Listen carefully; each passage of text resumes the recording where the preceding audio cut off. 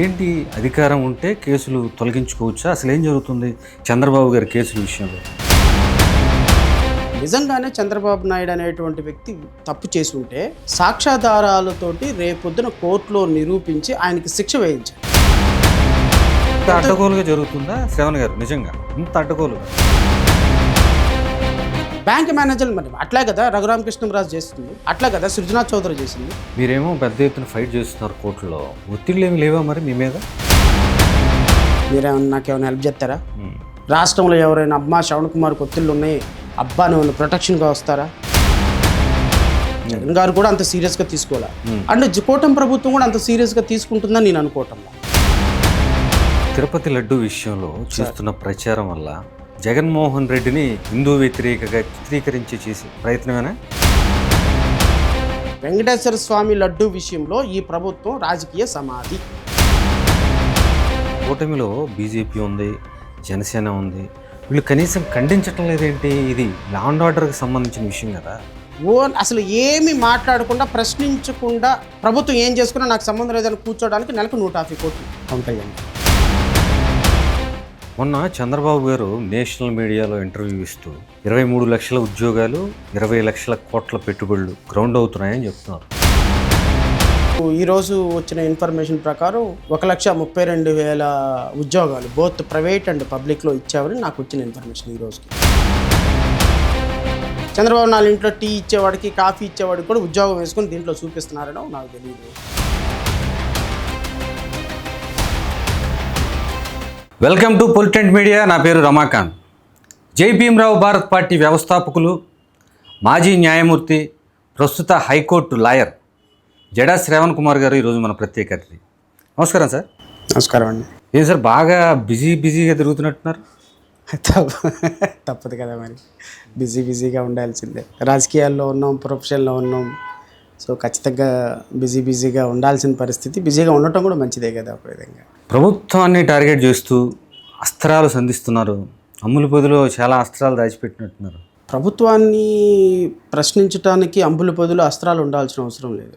అస్త్రాలు మనకి ప్రభుత్వమే ఇస్తుంది. ఎందుకంటే ప్రభుత్వం చేసేటువంటి తప్పులు ఇప్పుడు చాలామంది మీలాంటి మిత్రులు అడిగేది ఏంటంటే 2019 నుంచి 24 వరకు జగన్మోహన్ రెడ్డిని చాలా సీరియస్గా ఫైట్ చేశారు, మళ్ళీ 24 తర్వాత మారిపోయారు అంటారు. అట్లా మారిపోవటాలు ఏం కాదు. అసలు what is democracy? Democracy is all about questioning the government, not opposition.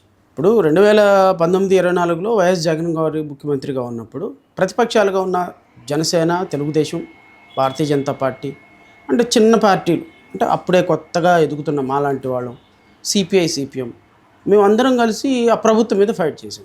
ఇప్పుడు చాలా అంశాల్లో వైఎస్ఆర్సీపీ మీద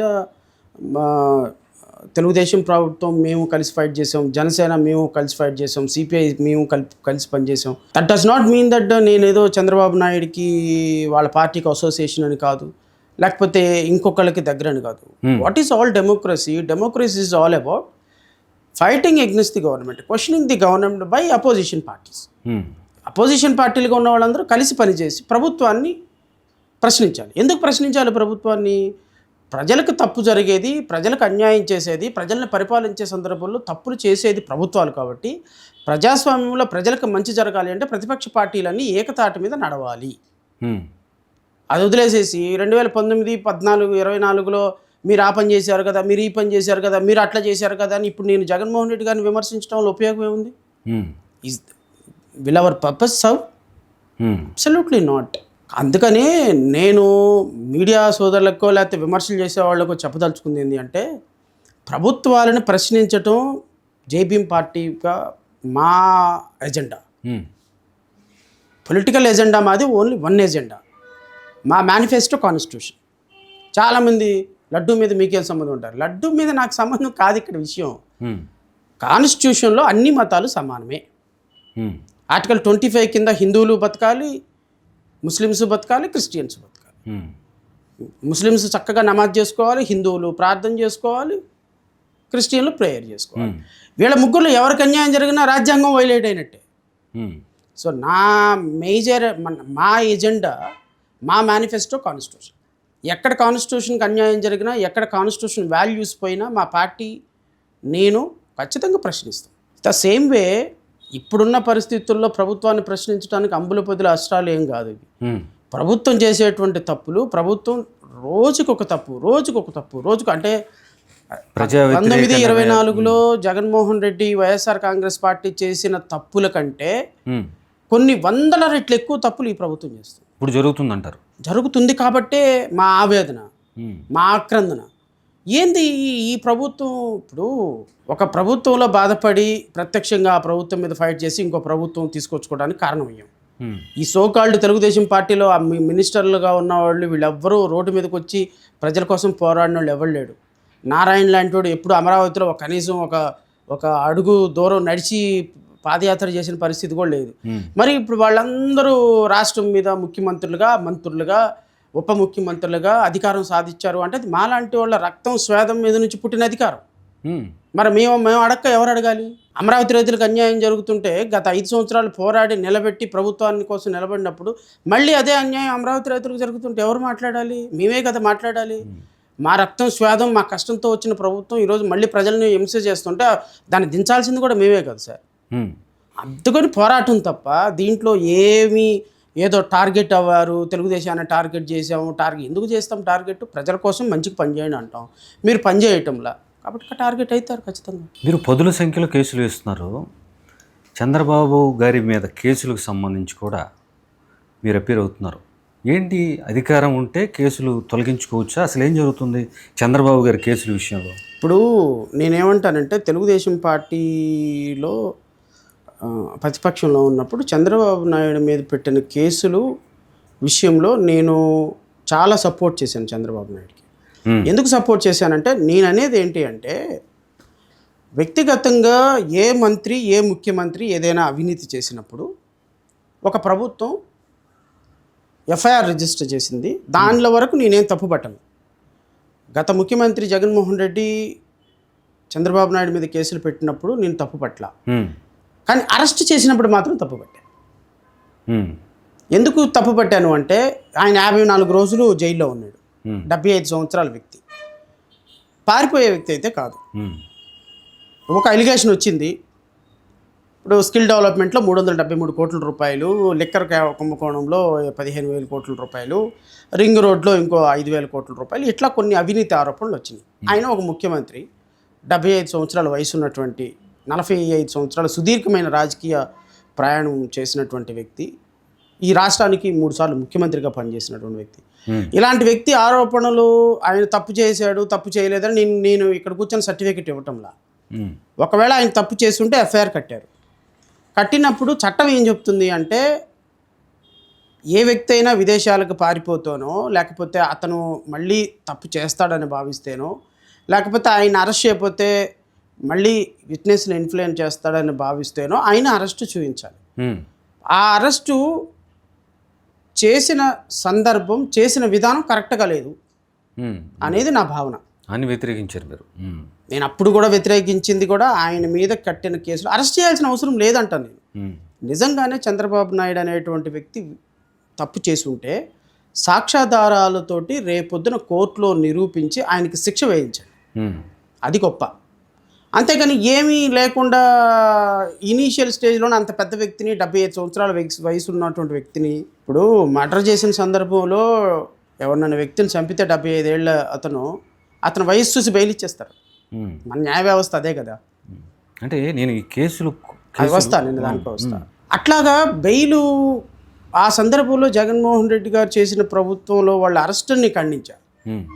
అయితే ప్రభుత్వం మారిన తర్వాత ఏం జరిగింది అంటే కొన్ని వందల మందిని ఎగ్జామినేషన్ చేసి చంద్రబాబు నాయుడు గారు స్కిల్ డెవలప్మెంట్ కేసులో సిమెంట్స్ వాళ్ళ 372 కోట్ల రూపాయలు క్లస్టర్స్ ఏర్పాటు చేయకుండానే ఆయన 370 కోట్ల రూపాయలు, 72 కోట్ల రూపాయలు జీవో ద్వారా పంపించేశారని చెప్పినప్పుడు ఒక ఫారెన్సిక్ సైన్స్ ఆడిట్ జరిగింది. ఈ ఆడిట్ రిపోర్టు 375 పేజీలు ఉంటుంది. ఈ forensic audit it has given a multiple evidence and around 48 material of documents వీళ్ళు చేసి చంద్రబాబు నాయుడు అరెస్ట్ చేయించారు. అసలు విచారణే జరగకుండా ఇన్ని వేల డాక్యుమెంట్లు కోర్టు ముందు రికార్డులో ఉంటే, ఉమ్, ఇన్ని వందల కోట్ల రూపాయలు చేతులు మారినాయి అని ఆరోపణ ఉంటే ఉమ్, ఏమీ లేవు, ఒక్క ఆధారం కూడా మాకు దొరకలేదు అని కేసులు మొత్తం క్లోజ్ చేయించుకున్న విధానం మీద మళ్ళీ నేను ఫైట్ చేయాల్సి వస్తుంది. ఉమ్. చూడండి వ్యవస్థలో ఎంత దుర్మార్గం. కేసులు క్లోజ్ అయినట్టేనా? మొత్తం క్లోజ్ అయిపోయింది. ఉమ్, చంద్రబాబు నాయుడు మీద ఉన్నటువంటి వారి మీద ఉన్నటువంటి కేసులు స్కిల్ డెవలప్మెంట్స్ కేసు క్లోజ్ అయిపోయింది, లిక్కర్ స్కామ్ క్లోజ్ అయిపోయింది, ఫైబర్ నెట్, ఫైబర్ నెట్, ఈ కేసులన్నీ క్లోజ్ అయిపోయినాయి. ఈ కేసులన్నీ ఎలా క్లోజ్ అయినాయి అంటే బండిల్ ఆఫ్ ఎవిడెన్స్ ఉన్న విచారణ జరగకుండా ముఖ్యమంత్రి కాబట్టి ఒకప్పుడు దోషి, ఒకప్పుడు ఎక్యూజ్డ్, ఒకప్పుడు కొన్ని వందల కోట్ల రూపాయల అవినీతి ఉన్నది చేశాడు అని చెప్పిన ఇదే సిబిఐడి డిపార్ట్మెంటు ఈరోజు ఆయన క్లీన్ చిట్ ఇచ్చింది. ఈరోజు ఎగ్జామినేషన్ చేయకుండా మొత్తం కేసులు మొత్తాన్ని ఒక్క షాట్లో కొట్టేసింది, ఫైనల్ రిపోర్ట్ వేసింది. అన్ఫార్చునేట్ ఇన్సిడెంట్ ఏంటంటే సిఐడి వేసినటువంటి ప్రతి రిపోర్ట్ని సిబిఐ కోర్టు యాక్సెప్ట్ చేయదు. సో సిబిఐ కోర్టు ఎందుకు యాక్సెప్ట్ చేసింది? ఇప్పుడు ఒక ప్రజల్లో ఒక వ్యక్తిగా చంద్రబాబు నాయుడు ఎవరి డబ్బు కొల్లగొట్టాడనే ఆరోపణ? ప్రజల డబ్బు, ముఖ్యమంత్రిగా, అంతే కదా. ముఖ్యమంత్రిగా ఉన్నప్పుడు ఆయన 372 కోట్ల రూపాయలు ప్రజాధనాన్ని మోసం చేశాడు. ఇప్పుడు ఇది ప్రజాధనం అంటే ఎవరి ధనం? మీది నాదే, వేరే వాళ్ళది ఎవరిది కాదు, ఆకాశం నుంచి అయితే రాదు కదా. సో సామాన్యుడు కట్టినటువంటి పన్నుల్లో నుంచి తీసుకున్నటువంటి డబ్బుని, ప్రజాధనాన్ని మిస్యూజ్ చేశాడు అన్నప్పుడు ప్రతి వ్యక్తి కూడా ఎగ్రీవుడే. ఆ కేసులో సిఐడి ఏం చేసింది, ఏమి ఆరోపణ లేవని ఎలా నిర్ధారించింది, నిర్ధారించిన దాన్ని కోర్టు ఎలా యాక్సెప్ట్ చేసింది అని తెలుసుకోవాల్సిన బాధ్యత నాకు ఉంటుందా ఉండదా? ఈ రాష్ట్రంలో ప్రజలకు ఉంటుందా ఉండదా? అబ్బే, సిఐడి వేసిన రిపోర్టు బయటకి ఇవ్వము, కోర్టు చెప్పిన ఆర్డరు బయటకి ఇవ్వము. ఎందుకు ఇవ్వము అంటే చట్టంలో ఒక చిన్న లొసుగుంది. ఏదైనా ఒక క్రిమినల్ కేసులో కోర్టు ఆర్డర్ పాస్ చేస్తే అది ఆ పార్టీలు మాత్రమే అడిగే హక్కు ఉంది తప్ప మూడో వ్యక్తికి అడిగే హక్కు లేదు. ఇప్పుడు దీంట్లో పార్టీలు ఎవరు? ప్రాసిక్యూషన్. రెండవ పార్టీ ఎవరు? చంద్రబాబు నాయుడు. అడిగితే చంద్రబాబు నాయుడు అని అడగాలి, లేదు అంటే ప్రాసిక్యూషన్ అని అడగాలి. ఇక్కడ ప్రాసిక్యూషన్ కేసు క్లోజ్ చేసింది, చంద్రబాబు నాయుడు అడగడు, చంద్రబాబు నాయుడుకి ఫేవర్గా చేసింది, కోర్టు ఇవ్వదు. సో కోర్టు థర్డ్ పార్టీకి ఇచ్చే అవకాశం లేదని సిఐడి రిపోర్ట్ని బయటపెట్టలేదు, కోర్టు ఇచ్చిన ఉత్తర్వులను బయటపెట్టలేదు. దాని మీద మేము సిఐడి ఏసీబీ కోర్టులో న్యాయస్థానంలో పిటిషన్ వేసాం. ఏంటి ఇప్పుడు స్టేటస్ ఏంటి, ఎలా ఉంటుంది? అప్పీల్కి వెళ్తారా? పిటిషన్ డిస్మిస్ చేసింది. Your third party, your not entitle for the documents అని. సో 3 కేసెస్లో హైకోర్టులో రివిజన్ వేసాం. ఎందుకు? నేను ఒక పార్టీగా, ఈ రాష్ట్ర పౌరుడిగా నాకు తెలుసుకునే హక్కు నాకుందా? నా డబ్బేనండి అది, నేను కట్టిన డబ్బు మిస్యూజ్ చేశాడని ఎలిగేషన్. నేను థర్డ్ పార్టీ అంటే ఎట్లా? సో కాబట్టి ఆ 3 కేసుల మీద మీరు హైకోర్టులో వేసాము. హైకోర్టు పిటిషన్ యాక్సెప్ట్ చేసింది, ప్రభుత్వాన్ని కౌంటర్ ఫైల్ చేయమంది. నాకు తెలిసినంత వరకు మంగళ బుధవారాలు ఈ కేసు మళ్ళీ విచారణకు వచ్చే అవకాశం ఉంది. కౌంటర్ వేస్తున్నారు గవర్నమెంట్. చూద్దాం. ఇప్పుడు మూడో వ్యక్తికి ఇవ్వటానికి హక్కు లేదని అంటారా, లేదు ఇది ప్రజాధనం కాబట్టి ప్రతి ఒక్క వ్యక్తికి తెలుసుకునే హక్కు ఉంది, ఇవ్వాల్సిందే అంటారా? హైకోర్టు ఏ నిర్ణయం తీసుకుంటుంది? ఒకవేళ హైకోర్టు ఏ నిర్ణయం ఇచ్చినా మా పిటిషన్ కొట్టేస్తే సుప్రీంకోర్టుకి వెళ్తాం. బట్ అల్టిమేట్గా చంద్రబాబు నాయుడు కేసులు క్లోజ్ అవ్వడానికి మాత్రం నేను ఒప్పుకోను. విచారణ జరగాలి, 100% విచారణ జరగాలి. నిజంగా తప్పు చేసి ఉంటే శిక్ష పడాలి, తప్పు చేయకపోతే సాక్ష్యాధారాలతో ఆయన నిర్దోషిగా బయటికి రావాలి. అసలు తప్పే చేయనప్పుడు నిజాయితీగా విచారణ చేయించుకోవచ్చు. తప్పు చేయలేదని డిసైడ్ చేసింది మీరు, నేను కాదు కదా. కాదు, ఎవరైతే ఇప్పుడు తప్పు చేశారని ఆరోపణలు ఎదుర్కొంటున్నారో వాళ్ళు ఇప్పుడు రాజకీయాల్లో ఉన్నారు, అత్యున్నత పదవిలో ఉన్నారు. వాళ్ళే నిజాయితీగా ఉంటే, అసలు అక్కడ తప్పే జరగలేదని భావిస్తే విచారణకి వాళ్ళే స్వయంగా ఆదేశించవచ్చు కదా అంటున్నాను. ఎందుకు అంత మంచి మనసు ఎందుకు ఉంటుంది? రాజకీయ నాయకులకు అంత మంచి మనసు ఉంటే మీరు నేను మాట్లాడుకోవాల్సిన అవసరం ఉండదు కదా. రాజకీయ నాయకులు ఎప్పుడు అధికారంలో ఉన్న వాళ్ళు ఎప్పుడు కూడా అధికార దుర్వినియోగం చేయాలి, అధికారాన్ని వాళ్ళ స్వలాభాని కోసం వాడుకోవాలని చూస్తుంటారు. అలా చూసే ప్రాసెస్లో భాగంగా వాళ్ళని కరెక్ట్ చేయడానికి జ్యుడిషియరీ లాంటి సిస్టమ్స్ ఉన్నాయి. అన్ఫార్చునేట్లీ జ్యుడిషియరీ లాంటి సిస్టమ్స్ కూడా కొన్ని సందర్భాల్లో ప్రజల నమ్మకాన్ని కోల్పోతున్నాయి. ఇప్పుడు భూముల కేటాయింపుకు సంబంధించి లోకేష్ కూడా కొన్ని వ్యాఖ్యలు వేశారు. 99 పైసలకి బ్రహ్మాండంగా ఇస్తాను, కంపెనీలు వస్తే ఇచ్చేస్తానని చెప్తున్నారు. ఈ భూముల కేటాయింపు మీద ఇప్పుడు మీరు కోర్టులో కేసులు వేశారు, దాని మీద ఇప్పుడు సక్సెస్ కూడా అయినట్టున్నారు. కొన్ని కంపెనీలు వెనక్కి కూడా వెళ్ళినట్టున్నాయి. మొత్తం 12 కేసులు ఉన్నట్టున్నారు కదా మీరు. లేదు, ఇప్పుడు నేనేమంటానంటే సార్, భూముల కేటాయింపు అనేది ఒక రాష్ట్రానికి కంపెనీలు తీసుకొచ్చే విషయంలో చాలా అత్యవసరం. ఉమ్, భూముల కేటాయింపు చాలా అత్యవసరం. భూముల కేటాయింపు ఇవ్వాలి, ఇన్సెంటివ్స్ ఇవ్వాలి. ఇప్పుడు నా రాష్ట్రం తెలంగాణ, నేను కేరళ, బెంగళూరు, చెన్నై అందరం పోటీ పడుతున్నాం. ఇన్వెస్టర్ ఏం చేస్తాడు, అరే మనం ఎప్పుడు కూడా నా దగ్గరికి ఎందుకు ఇంటర్వ్యూకి వచ్చారు మీరు? సింపుల్ ఫ్రాంక్గా మాట్లాడుకున్నాం. జడా శ్రవణ్ కుమార్, పొద్దు నుంచి నేను చాలా బిజీగా ఉన్నాను, అసలు ఒక్క నిమిషం కూడా ఖాళీ లేదు, 20 కేసులు అప్రూవల్ కోసం పెండింగ్ ఉన్నాయి, అవన్నీ ఇవ్వాలి, రేపు పొద్దున వేరే చోటుకి వెళ్ళాలి, అసలు ఒక్క నిమిషం కూడా ఖాళీ లేదు, మీరు వచ్చి అక్కడ కూర్చున్నారు. ఎందుకు మీరు నా కోసం వెయిట్ చేశారు? హాఫ్ అన్ అవర్ 1 అవర్ ఎందుకు వెయిట్ చేశారు? జడా శ్రవణ్ కుమార్ దగ్గర ఇంటర్వ్యూ తీసుకుంటే రాష్ట్ర ప్రజలకి ఏదైనా కొంత మంచి ఇన్ఫర్మేషన్ వెళ్ళుద్ది, అదొక స్వార్థం. నెంబర్ టూ కొంచెం ప్రజలు కొంచెం చూస్తే మా ఛానల్ కూడా పాపులారిటీ వస్తుంది. నెంబర్ 2 అంటే ప్రజలకు ఒక మంచి ఇన్ఫర్మేషన్ వెళ్ళాలి, తద్వారా మేము కూడా బాగుపడాలి. ఇలా ప్రజలకి మా ఛానల్ ద్వారా ఒక మంచి విషయాలు తెలియాలనేది ఒక స్వార్థం. మీరు ఎలా అయితే ఆలోచిస్తారో ఇన్వెస్టర్ కూడా అలాగే ఆలోచిస్తాడు. ఎవ్వరు ఉత్త పుణ్యానికి రారు ఆంధ్రప్రదేశ్కి, ఉత్త పుణ్యానికి కర్ణాటక వెళ్ళరు, ఉత్త పుణ్యానికి కేరళ వెళ్ళరు, ఉత్త పుణ్యానికి తెలంగాణ వెళ్ళరు. ఇన్వెస్టరు ఒక 10 రూపాయలు ఇక్కడ ఇన్వెస్ట్మెంట్ పెడితే నాకు 1000 రూపాయలు ఎలా వస్తుంది? ఇక్కడ 10,000 పెట్టుబడి పెడితే 10 లక్షలు ఎలా వస్తాయి? ఇక్కడ 1 కోటి రూపాయలు పెట్టుబడి పెడితే 100 కోట్లు నేను ఎలా సంపాదించాలి? ఎక్కడికి వెళ్ళినా ఇన్వెస్టరు బిజినెస్ మైండే. లోపల ఏ విధంగానూ వాళ్ళు లోపల ఏదో ప్రజలకు సేవ చేద్దామని ఎవ్వడికి ఉండదు. సో వీళ్ళ యొక్క ఇన్వెస్ట్మెంట్ పెట్టడానికి వాళ్ళు ఆలోచించేది ఏంటి అంటే ఇక్కడ ఎలాంటి పరిస్థితులు ఉన్నాయని ఆలోచన చేస్తారు. సింపుల్గా ఎలాంటి పరిస్థితులు ఉన్నాయని ఆలోచన చేస్తారు. నేను ఇద్దరం బిజినెస్ మ్యాన్లు అండి. సహజంగా హైదరాబాద్లో ఉన్న బిజినెస్ మ్యాను, చెన్నైలో ఉన్న బిజినెస్ మ్యాను, అమెరికాలో ఉన్న ఇన్వెస్ట్మెంట్లు అందరూ ఏదో ఒక బిజినెస్ మీటింగ్లోనో, ఏదో ఒక సాయంత్రానికి క్లబ్లోనో, ఏదో ఒక పార్టీలోనో కలుస్తారు. ఏంటి ఎక్కడికి పోయి ఎక్కడేది మొన్న ఏదో 1000 కోట్ల ప్రాజెక్ట్ ఒప్పుకున్నావు అంటే ఎక్కడ ఒప్పుకున్నావు? ప్రాజెక్ట్ పెడుతున్నాను అనుకుంటున్నాను. ఎక్కడ అనుకుంటున్నావు? ఏంటి? ఆంధ్రాలో అనుకుంటున్నాను, అమరావతిలో. ఏం బుద్ధి జ్ఞానం ఉందా నీకు? అమరావతిలో ఎవడని పోయి పెట్టుబడి పెడతాడా? అరే ఇంకా 3 ఏళ్ళు పోతే జగన్ వస్తాడు, వచ్చాడంటే ఈ పెట్టుబడులు పెట్టిన వాళ్ళందరినీ, తెలుగుదేశంలో పెట్టుబడులు పెట్టిన వాళ్ళందరినీ ఎల్లగొడతాడు. లేకపోతే నువ్వు అక్కడ పెట్టుబడి పెట్టావంటే ఆ నారా లోకేష్ నువ్వు 10 కోట్లు పెట్టుబడి పెడితే 5 కోట్లు ఆయనకి ఇవ్వాలి.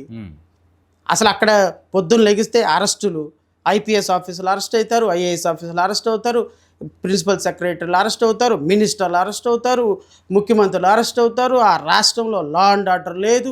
పొద్దున్న లెగిస్తే కోర్టు నుంచి అక్షంతలు, పొద్దున్న లెగిస్తే వాళ్ళ రాజకీయ కొట్లాట్లు. ఏముంది ఆ రాష్ట్రంలో? నువ్వు వెళ్ళి 1000 కోట్లు పెట్టుబడి పెట్టి మళ్ళీ వెనక్కి తిరిగి ఉత్త చేతులతో వస్తావా? పని లేదురా నీకేమి? చక్కగా తమిళనాడు, చెన్నై హ్యాపీగా వెళ్ళి అక్కడికి వెళ్ళి పెట్టుబడి పెట్టుకోరా, ఎందుకు అక్కడ పెడతావు అనే ఒక మాట వస్తుంది. ఇన్వెస్ట్మెంటు పెట్టేవాడు ఆగిపోతాడు. ఎందుకు? 10 రూపాయలు పెట్టుబడి పెట్టినాడు 1000 రూపాయలు కావాలి. ఈ రాష్ట్రంలో ఏమి రెడ్ బుక్ పరిపాలన జరుగుతున్న ఈ రాష్ట్రంలో ఇన్వెస్ట్మెంట్ పెట్టడానికి ఎవడండి ముందుకు వస్తాడు? నాకు ఒక మాట చెప్పండి. నువ్వేమో రెడ్ బుక్ పట్టుకొని తిరుగుతుంటివి, అందుకని 99 పైసలకి ఇస్తే వస్తారని. అది కూడా అసలు 99 పైసలు అనే మాటకు నేను మళ్ళీ వస్తా. నేను మళ్ళీ దానికి కూడా సమాధానం చెప్తా. అంటే ఇన్వెస్ట్మెంట్లు రావటానికి అసలు ఉండాల్సింది ఏంటి అంటే అనుకూలమైన వాతావరణం, peaceful state, law and order. అక్కడ ఉన్నటువంటి పరిస్థితులు మనకి 10 రూపాయలకి 100 రూపాయలు సంపాదించి పెట్టే ప్రజల యొక్క పవర్ పర్చేసింగ్ కెపాసిటీ. అక్కడ ఇప్పుడున్న కూటమి ప్రభుత్వాలు నేను మీకు చెప్తున్నా, ప్రతి ఎమ్మెల్యే, ప్రతి ఎంపీ, మీకు ఒక ఉదాహరణ, నంద్యాలలో ఒక ఉదాహరణ, ఒక ఎంపీ ఒక ఎమ్మెల్యే కాన్స్టిట్యున్సీలో ఒక 100 కోట్ల రైల్వే ప్రాజెక్ట్ చేశాడు. 10% కమిషన్ అడిగాడుగా. ఎమ్మెల్యే మీరు నాకు ఇవ్వాల్సిన డబ్బులు ఇవ్వకపోతే ఇక్కడ అడుగు కూడా పెట్టలేదని ఎంపీని థ్రెటన్ చేశాడు sir. Telugu Desam party MP, Telugu Desam party MLA. Guntakal constituency మీకు ఐడియా ఉందిగా? వార్తల్లో వచ్చింది. ఒక ఎమ్మెల్యే, ఒక ఎంపీ, వాళ్ళ రాజకీయ పార్టీ అధికారంలో ఉన్నటువంటి ఒకే పార్టీ, ఒకే ఎమ్మెల్యే, నువ్వు ఇక్కడ డబ్బులు ఖర్చు పెట్టకపోతే నా దాంట్లో అడుగు కూడా పెట్టలేవంటే మరి శ్రవణ్ కుమార్ మీరు అక్కడికి వెళ్ళి ఒక 100 కోట్లు పెట్టుబడి పెడితే రాణిస్తారా? 100 కోట్లు పెట్టుబడి పెడితే చేయనిస్తారా? 100 కోట్ల పెట్టుబడి పెట్టి రూపాయి ఖర్చు పెట్టకుండా అనువైన వాతావరణం, single window policy, is of doing బిజినెస్లో ప్రపంచంలో ఏంది అది? ముందు మీ ఎమ్మెల్యేలని, మీ ఎంపీలని కరెక్ట్ చేసుకోండి. సో రాష్ట్రంలో పెట్టుబడి పెట్టడానికి అనుకైన వాతావరణం కల్పించకుండా పోవడానికి కారణం మీరు. రాష్ట్రంలో అవినీతి, అక్రమమైన పరిపాలన జరగడానికి కారణం మీరు. మీరు 99 పైసలకి భూమి ఇస్తాము అంటే 99 పైసలకి భూమి ఇచ్చే ప్రొసీజర్ ఆంధ్రప్రదేశ్ రాష్ట్రంలో లేదు. ఇప్పుడు మీరున్నారు, ఆంధ్రప్రదేశ్లో ఒక 100 కోట్ల పెట్టుబడి పెడతామన్నారు. దానికి మీకు కావాల్సింది ఏంటి? భూమి కావాలి. భూమి ఫ్రీగా ఇవ్వండి, రూపాయి కూడా ఆయన దగ్గర తీసుకోవద్దు. ఒక 100 సంవత్సరాలకి లీజుకి ఇచ్చేసేయండి, రూపాయి 99 పైసలకు లీజుకి ఇచ్చేసేయండి. అబ్బాయి ఇదిగో నీకు భూమి కావాలి, 100 ఎకరాల భూమి కావాలి, ఇదిగో 100 ఎకరాల భూమి తీసేసుకో, భూమి ఫ్రీగా, నువ్వు నాకు సంవత్సరానికి ₹1 ఇవ్వు చాలు, నువ్వు అక్కడ ఇండస్ట్రీ పెట్టు. ఇండస్ట్రీ పెట్టడానికి నీకు ఇన్సెంటివ్లు ఏం కావాలి నేను ఇస్తా, ఓకేనా? నీకు కావాల్సింది భూమే, భూమి మీద హక్కులా? ఇండస్ట్రీ పెట్టడానికి ఏం కావాలి మీకు? ఇప్పుడు వీళ్ళు హక్కులు రాసిస్తున్నారా? నా బాధ అది. జడా శ్రావణ్ కుమార్ ఇంకొకళ్ళు వెళ్ళి ఒక భూమి ఒక ప్రాజెక్ట్ పెడతానన్నప్పుడు మీకు 100 ఎకరాల భూమి కావాలి, తీసుకోండి భూమి. 99 పైసలకి కాదు, అసలు ఫ్రీగా ఇచ్చేసేయండి భూమి. 100 సంవత్సరాలకి లీజుకి ఇచ్చేసేయండి. ఆయనకు ఆ ప్రాజెక్టు పెట్టేంత వరకు పూర్తిగా ప్లగ్ అండ్ ప్లే పాలసీ తీసుకొచ్చి ఆయనకి ఏం కావాలో కరెంటు ఫ్రీగా ఇవ్వండి, వాటర్ ఫ్రీగా ఇవ్వండి, ట్రాన్స్పోర్ట్ ఫ్రీగా ఇవ్వండి, అన్ని అప్రూవల్స్ ఇచ్చేసేయండి. మీరు ఏం కావాలో ఆయనకి రెడ్ కార్పెట్ పరచండి, వస్తాడు, కంపెనీ పెడతాడు. సార్ నేను ఒక మొబైల్ కంపెనీ పెడదాం అనుకుంటున్నాను సార్, నాకు ఒక డిపిఆర్ తయారు చేయండి. ఎంత అండి ఇన్వెస్ట్మెంట్ అంటే? ఒక 500 కోట్లు అండి. 500 కోట్లతో ఒక డిపిఆర్ తయారు చేయండి అని ఒకళ్ళ దగ్గరికి వెళ్ళారనుకోండి. వాడి కెపాసిటీ లేకపోయినా సరే ఏదో డిపిఆర్. మీరే సార్, మీరో నేనో, ఓకే, మీరో నేనో వెళ్ళాం, ఒకళ్ళ దగ్గరికి వెళ్ళాం, ఒక ఆర్టీఆర్ దగ్గరకో ఈ ఎగ్జిక్యూటివ్ సివిల్ ఇంజనీర్ దగ్గరికి వెళ్ళి ఒక డిపిఆర్ కావాలండి నాకు, 100 కోట్ల ప్రాజెక్టు, 500 కోట్ల ప్రాజెక్టు, మొబైల్ కంపెనీ ప్రాజెక్టు, 5,000 మందికి ఎంప్లాయ్మెంట్, డిపిఆర్ తయారు చేయమన్నాడు. సార్ ఒక వారం రోజుల్లో టైం ఇవ్వండి అంటాడు. ₹1,00,000 తీసుకుంటాడు సార్. ఇంత అద్భుతమైన డిపిఆర్ తయారు చేసి మీకు ఇస్తాడు. అసలు ప్రాజెక్ట్ ఎలా స్టార్ట్ చేయాలి, ఎక్కడ స్టార్ట్ చేయాలి, ఏ విధంగా చేయాలి, ఏంటి చేయాలి, మొత్తం విత్ 500 పేజెస్ తోటి ఒక డిపిఆర్ ఇచ్చేస్తాడు. ఈ డిపిఆర్ తీసుకొచ్చి మీరు నారా లోకేష్ దగ్గర పెట్టారు. నారా లోకేష్ ఏమన్నాడు? డిపిఆర్ తెచ్చారా, very good, memorandum of understanding రాసుకుందామా, ₹100 స్టాంప్ పేపర్ కొనుక్కురా అన్నాడు. ₹100 స్టాంప్ పేపర్ కొనుక్కొచ్చారు. నేను ఇదిగో ఈ డిపిఆర్ సబ్మిట్ చేశా, 500 కోట్ల పెట్టుబడి పెడుతున్నా, 500 మందికి ఉద్యోగాలు ఇస్తున్నా, ఇదిగో నా దగ్గర డిపిఆర్ ఉంది. ఇద్దరు మెమరాండం ఆఫ్ అండర్స్టాండింగ్ రాసుకున్నాం. ఈ మెమరాండం ఆఫ్ అండర్స్టాండింగ్ ₹100 ఖర్చుతో ఉన్న memorandum of understanding SIPB committee ముందు పెట్టారు. ఎస్ఐపిబి అంటే state investment promotional board committee. దీనికి head Chandrababu Naidu, sub head Pawan Kalyan. So దీని ప్రపోజల్ ఏంటి? నేను 500 కోట్ల పెట్టుబడి పెడుతున్నందుకు నాకు 50 ఎకరాలు ల్యాండ్ కావాలి. ఈ 50 ఎకరాల ల్యాండ్ ఎస్ఐపిబి కమిటీలో అప్రూవ్డ్ అయిన తర్వాత 50 ఎకరాలు అప్రూవ్డ్ దేనికోసమో తెలుసా? 99 పైసలకి మీకు 50 ఎకరాల ల్యాండ్ సేల్ డీడ్ రాసిచ్చే అప్రూవల్. ఏం చేస్తారు? వెంటనే అధికారులకు ఓ జీవో ఇచ్చేస్తారు, సేల్ డీడ్ రాసేసేయండి అని. ఇప్పుడు మీకు మీ పేరు మీద ఇమ్మీడియట్గా ఈ 500 ఎకరాలు డిపిఆర్ను చూసుకొని ఈ 50 ఎకరాలకు సంబంధించినటువంటి 700 కోట్లు, 600 కోట్లు, ఎకరం 5 కోట్లు ఉంటుంది, 5 25, 225 కోట్లు, 225 కోట్ల విలువైనటువంటి భూమి మీ పేరు మీద సేల్ డీడ్ అయిపోతుంది. సేల్ డీడ్ అవ్వగానే ఈ సేల్ డీడ్ మీరు ఇప్పుడు ఎంతకి వారసులు? మీరు 225 కోట్ల రూపాయలకి మీరు యజమాని. ఎంత ఖర్చుతోటి? ₹1,00,000 డిపిఆర్తో. మరి ₹100 ఉందిగా స్టాంప్ పేపరు, అది మర్చిపోయారు. ₹1,100 తోటి మీకు ఎన్ని కోట్లకు అధిపతి అయ్యారండి? 225 కోట్లు. 225 కోట్లు. ఈ 225 కోట్ల రూపాయలు ల్యాండ్ వాల్యూ తీసుకుని వెళ్ళిపోయి డిపిఆర్ని తీసుకుని వెళ్ళి బ్యాంక్ మేనేజర్ దగ్గరికి వెళ్ళారు. లోన్ ఎంత వస్తుంది మీకు? ఒక 80% వస్తుందా? ఎంత వస్తుంది? 200 కోట్లు వస్తా? ఇప్పుడు చెప్పండి మీరు, ఆంధ్రప్రదేశ్లో ఈ వ్యాపారం మంచిదా, మీలాగా నాలాగా ప్రాక్టీసు ఇంటర్వ్యూలు చేసుకోవటం మంచిదా? అదే జరుగుతుందా? అదే జరుగుతుంది. రహాజ్ కంపెనీ ఎప్పుడు పెట్టారండి? 2025. ఎంత అడ్డగోలుగా జరుగుతుందా శ్రవణ్ గారు? నిజంగా ఇంత అడ్డగోలుగా? సార్ నేను ఏమంటానంటే, ఒక కంపెనీ ఒక బ్రిక్ కూడా వేయకుండా 1000 కోట్లు, 1500 కోట్లు, 1800 కోట్ల రూపాయలకు సంబంధించిన ల్యాండ్ ఒక కంపెనీ పేరు మీద ట్రాన్స్ఫర్ అవుతుంది అంటే, సేల్ డీడ్ అవుతుంది అంటే, ఇవ్వమని సేల్ డీడ్ అవ్వమని మీరు జీవో ఇచ్చారు అంటే, వాట్ డస్ ఇట్ మీన్ అంటున్నా నేను. Tomorrow for example, by any other reason, if the company decided not to set up a industry here, then what is the stake of a sale deed? ఈ రోజు వరకు మీరు నమ్ముతారో లేదో, 2014 నుంచి 2024 సంవత్సరం వరకు 1,46,000 ప్రభుత్వ భూమి ఎకరాలని ఇదే విధంగా ట్రాన్స్ఫర్ చేశారు. దీంట్లో ఎంత పర్సంటేజ్ ఆఫ్ వాళ్ళు పర్సంటేజ్ పెట్టారో 3% కూడా ప్రాజెక్టులు మరి వాటిని వెనక్కి తీసుకోవాలి ఆ పరిస్థితి. వెనక్కి తీసుకునే పరిస్థితి లేదు. ఎందుకు లేదు చెప్పండి?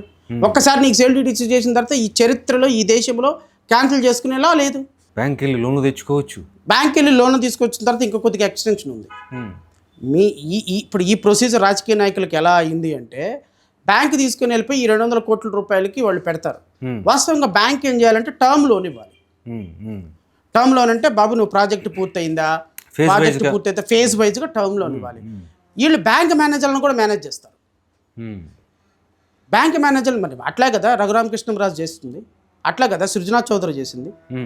వీళ్ళందరూ బ్యాంకులను కూడా మేనేజ్ చేసేసి ఏం చేస్తారు, లోన్ ఫుల్గా తీసుకొచ్చుకుంటారు. కొంతమంది స్టార్ట్ చేస్తారు ప్రాజెక్టు, మధ్యలో ఆపేస్తారు. కొంతమంది స్టార్ట్ కూడా చేయరు. ఇప్పుడు బ్యాంక్ ఏం చేస్తుంది, బ్యాంక్ దగ్గర సేల్ డీడ్ ఉంది, బ్యాంక్ ఆక్షన్ చేసుకుంటుంది. ఆ సేల్ డీడ్లో ఉన్న బ్యాంకు భూమి ఆక్షన్ చేసుకుంటే ఆ ఆక్షన్లో 200 కోట్లకు ఒక 100 కోట్లే వచ్చింది అనుకో, ఇంకో 100 కోట్లు లాస్లో రాసుకుంటుంది. ఈ బిజినెస్ అండర్ గ్రౌండ్గా కొన్ని సంవత్సరాల నుంచి జరుగుతుంది ఆంధ్రప్రదేశ్ రాష్ట్రంలో. దీనికి ఏపీఐఏసీ జోనల్ మేనేజర్లు మెయిన్ కల్ప్రిట్స్. ఒక్కొక్క జోనల్ మేనేజర్ ఒక సంవత్సరంలో 100 కోట్లు 200 కోట్లు 300 కోట్ల రూపాయలు సేల్ డీట్లు రాసి 25-30 కోట్ల రూపాయలు సంపాదించకుండా ఏ జోనల్ మేనేజర్ ఉండడు. మీరు అనుకుంటున్నారు కలెక్టర్లకి జీతం డబ్బులు ఎక్కువ వస్తాయి, ఎస్పీలకి ఎక్కువ వస్తాయి అని. ఏపీఐఏసీ జోనల్ మేనేజర్లకు వచ్చినంత ఇన్కమ్ ఈ రాష్ట్రంలో ఎవడికి రాదు అండర్ గ్రౌండ్లో. మీకు నాకు తెలియదు సార్, ఇదంతా ప్రభుత్వ భూమికి దిక్కెవడు దివానం ఎవడు? ప్రభుత్వ భూమి అమ్మితే మీకు నాకు అవసరమా? నేను కేసులు వేసేదాకా తెలియదు. ఈ భూమిని 99 పైసలకు ఇస్తున్నారు, అది ఆగిపోయింది. ఈరోజు రాష్ట్రంలో నేను 30-40 వేల కోట్ల రూపాయల విలువైన భూముల్ని కాపాడగలిగామని నేను కేసులు వేసిన తర్వాత మొత్తం సేల్ డీడ్లన్నీ ఆగిపోయినాయి. కంపెనీలు ఇంకా క్లోజా రావా అని నేను అన్నాను సార్. ఆంధ్రప్రదేశ్ రాష్ట్రానికి కంపెనీలు రావాలని నేను కోరుకుంటా. కంపెనీలు రావాలి అని కోరుకోవటం కేవలం ఆన్ పేపర్ మీద నేను కోరుకోను అంటున్నా. కంపెనీలు రియల్గా రావాలి. రియల్గా రావాలంటే నేను ఇంతకుముందు చెప్పినట్టుగా ఇక్కడ వాతావరణం అట్మాస్ఫియర్ ఏర్పాటు చేయాలి, పవర్ పర్చేసింగ్ కెపాసిటీ పెంచాలి. అబద్ధాలతోటి పేపర్లతోటి బ్లూ ప్రింట్లతోటి కంపెనీలు రావు, వచ్చినా నిలబడవు. ఒకవేళ భూములు తీసుకున్నా పెట్టేది ఉండదు. అల్టిమేట్గా ప్రజలు నష్టపోతారు. సో ఈ అంబుల పొదిలో అస్త్రాలు వాడాల్సిన అవసరం ఏంది? ఇంత దౌర్భాగ్యంగా ప్రభుత్వ ధనాన్ని వీళ్ళు దోచుకుంటుంటే. సార్ మీరేమో పెద్ద ఎత్తున ఫైట్ చేస్తున్నారు కోర్టులో, ఒత్తిళ్ళు ఏమి లేవా మరి మీ మీద? ఒత్తిళ్ళు ఇప్పుడు నేను ఉన్నాయని చెప్పాను అనుకోండి, నాకేమైనా హెల్ప్ చేస్తారా? పోనీ రాష్ట్రంలో ఎవరైనా అమ్మా శ్రవణ్ కుమార్కి ఒత్తిళ్ళు ఉన్నాయి, అబ్బా నువ్వు ప్రొటెక్షన్గా వస్తారా? పోనీ లేదు అమ్మ శ్రవణ్ కుమార్కి ఒత్తిళ్ళు ఉన్నాయి, ఈయన పెద్ద లీడర్ అంటారా? ఏమీ అనరు. ఒత్తిళ్ళ గురించి నేను చెప్పను. ఎందుకు అంటే ఒత్తిళ్ళ గురించి చెబితే, నేను ప్రొఫెసర్ నాగేశ్వరి చెప్పాడు, నాకు 20 మంది కాల్ చేస్తున్నానని, నాకు 200 మంది కాల్ చేస్తారు రోజుకి. ఏమంటారు? ఏదో అంటారు, ఇంక నేను చెప్పను దానికి. నేను చెప్పను. ఎందుకు అంటే అధికార పార్టీ నుంచేనా, ఎక్కడి నుంచైనా రానివ్వండి సార్. 2019లో రాలేదా, 24లో రాలేదా, 23లో రాలేదా? నేను వెళ్ళి నేను ఏ రోజైనా చెప్పుకున్నాను అయ్యో నాకు ఒత్తిళ్ళు వస్తున్నాయి అని? ఇదేని వల్ల ఉపయోగం లేదు. You are a leader, that's all. I want to be a leader always. నేను నా జాతికి, నా కింద ఉన్న వాళ్ళకి, నన్ను నమ్ముకున్న వాళ్ళకి నేను లీడర్గా నిలబడాలి. నాకే ఒత్తిళ్ళు వస్తున్నాయి, నేనే కాపాడుకోలేనుకున్నప్పుడు నువ్వెలా ఇంప్రెషన్ ఇంకొకళ్ళకి భరోసా ఇవ్వగలవు? నువ్వు పోతే పోతాం, ఎవడన్నా బెదిరించేవాడు వచ్చాడా కానివ్వండి, చూసుకుందాం, ఏం ప్రాబ్లం లేదు. ఇది ఒక కోణం అయితే, కొద్దిగా శ్రవణ్ గారు మీరు కొంచెం స్పీడ్ అవుతున్నారు, వెనక్కి తగ్గండి, నా కేసులు కొంచెం వెనక్కి తీసుకోండి, ఆఫర్లు కూడా వస్తాయి కదా. ఆ సజెషన్ ఆఫర్లు అంటే మేమేదో ఇస్తాం మీరు ఆగిపోండి అని I don't think so sir. ఎందుకంటే నన్ను గత ప్రభుత్వం అంత సీరియస్గా తీసుకోవాలా, జగన్ గారు కూడా అంత సీరియస్గా తీసుకోవాలా, అండ్ కూటమి ప్రభుత్వం కూడా అంత సీరియస్గా తీసుకుంటుందని నేను అనుకోవటంలా. ఎందుకు అంటే నా వల్ల వాళ్ళకి ఇబ్బంది లేదు అనే ఇంప్రెషన్లో జగన్ ప్రభుత్వం ఉంది, ఈ ప్రభుత్వం ఉంది, అది మంచిది. ఇన్ఫ్యాక్ట్ ఇప్పుడు అలా కాకపోతే ఇప్పుడు వాళ్ళు ఏదో ఆఫర్ ఇస్తే నేనేదో ఆగిపోవటం, దానివల్ల ప్రజలకి నష్టం. నేను అనుకుంటున్నాను ఇప్పటి వరకు కూడా నాకు తెలుగుదేశం ప్రభుత్వం నన్ను సీరియస్గా తీసుకోవాలా, నాకు అదే కావాలి కూడా. ఎందుకంటే నేను ఈ ప్రభుత్వం వాస్తవంగా చంద్రబాబు నాయుడు గారు అంటే మేము చదువుకునే రోజుల్లో ఆయన అడ్మినిస్ట్రేషన్కి నాకు రోల్ మోడల్. ఎందుకు అంటే నేను ఏసీ కాలేజీలో డిగ్రీ చదువుతున్నాను, బీకామ్.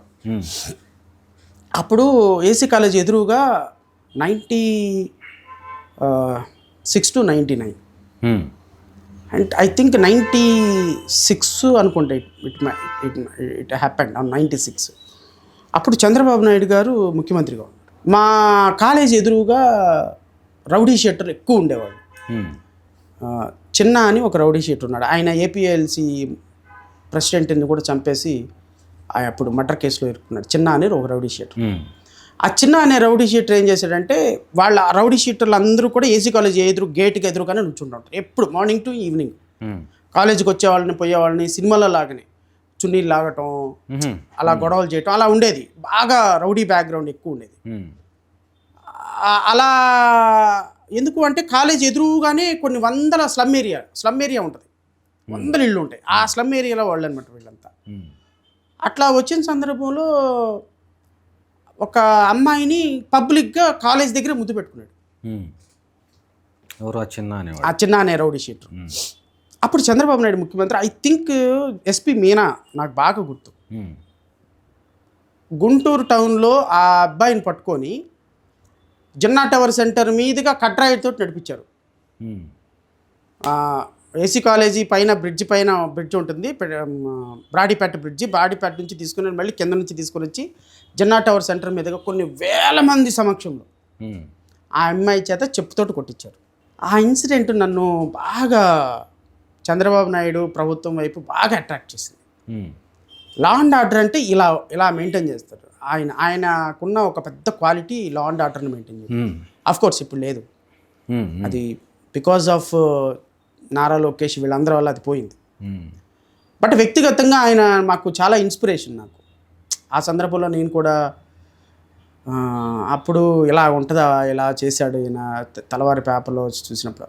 అప్పటి నుంచి నేను ఆయన్ని లా అండ్ ఆర్డర్ విషయంలో చాలా ఇన్స్పైర్గా తీసుకునేవాడిని. అడ్మినిస్ట్రేషను, మళ్ళీ తర్వాత ప్రజల వద్దకు పాలన అనే ప్రోగ్రాం అప్పుడే కొత్తగా ప్రవేశపెట్టాడు, జన్మభూమి. అట్లా ఈ ఇన్స్పిరేషను ఇది నాకు బాగా ఎక్కువ. మీరే ప్రశ్న అడిగితే నేను చెప్తున్నాను సార్, దీన్ని మీరేం అడిగితే ఇది చెప్తాను. ఆఫర్ల గురించి. సో ఇలాగ అడ్మినిస్ట్రేషన్ ఉన్న అతను ముఖ్యమంత్రి అయితే బాగుంటుందని అనిపించింది నాకు. కానీ ఒక్కసారి ముఖ్యమంత్రి అయిన తర్వాత అసలు కంప్లీట్గా ఫోకస్ మారిపోయింది. అసలు ఆ లా అండ్ ఆర్డరు లేదు, అడ్మినిస్ట్రేషను లేదు. చూడండి, లడ్డు విషయంలో ఎంత దుర్మార్గంగా మాట్లాడుతున్నారు. నిన్నగాక మొన్న కూడా ఎందుకు ఇంతలా లాగేస్తున్నారు దీన్ని అంటే ఒక ఫ్రస్ట్రేషన్లోకి వెళ్ళిపోయినారు.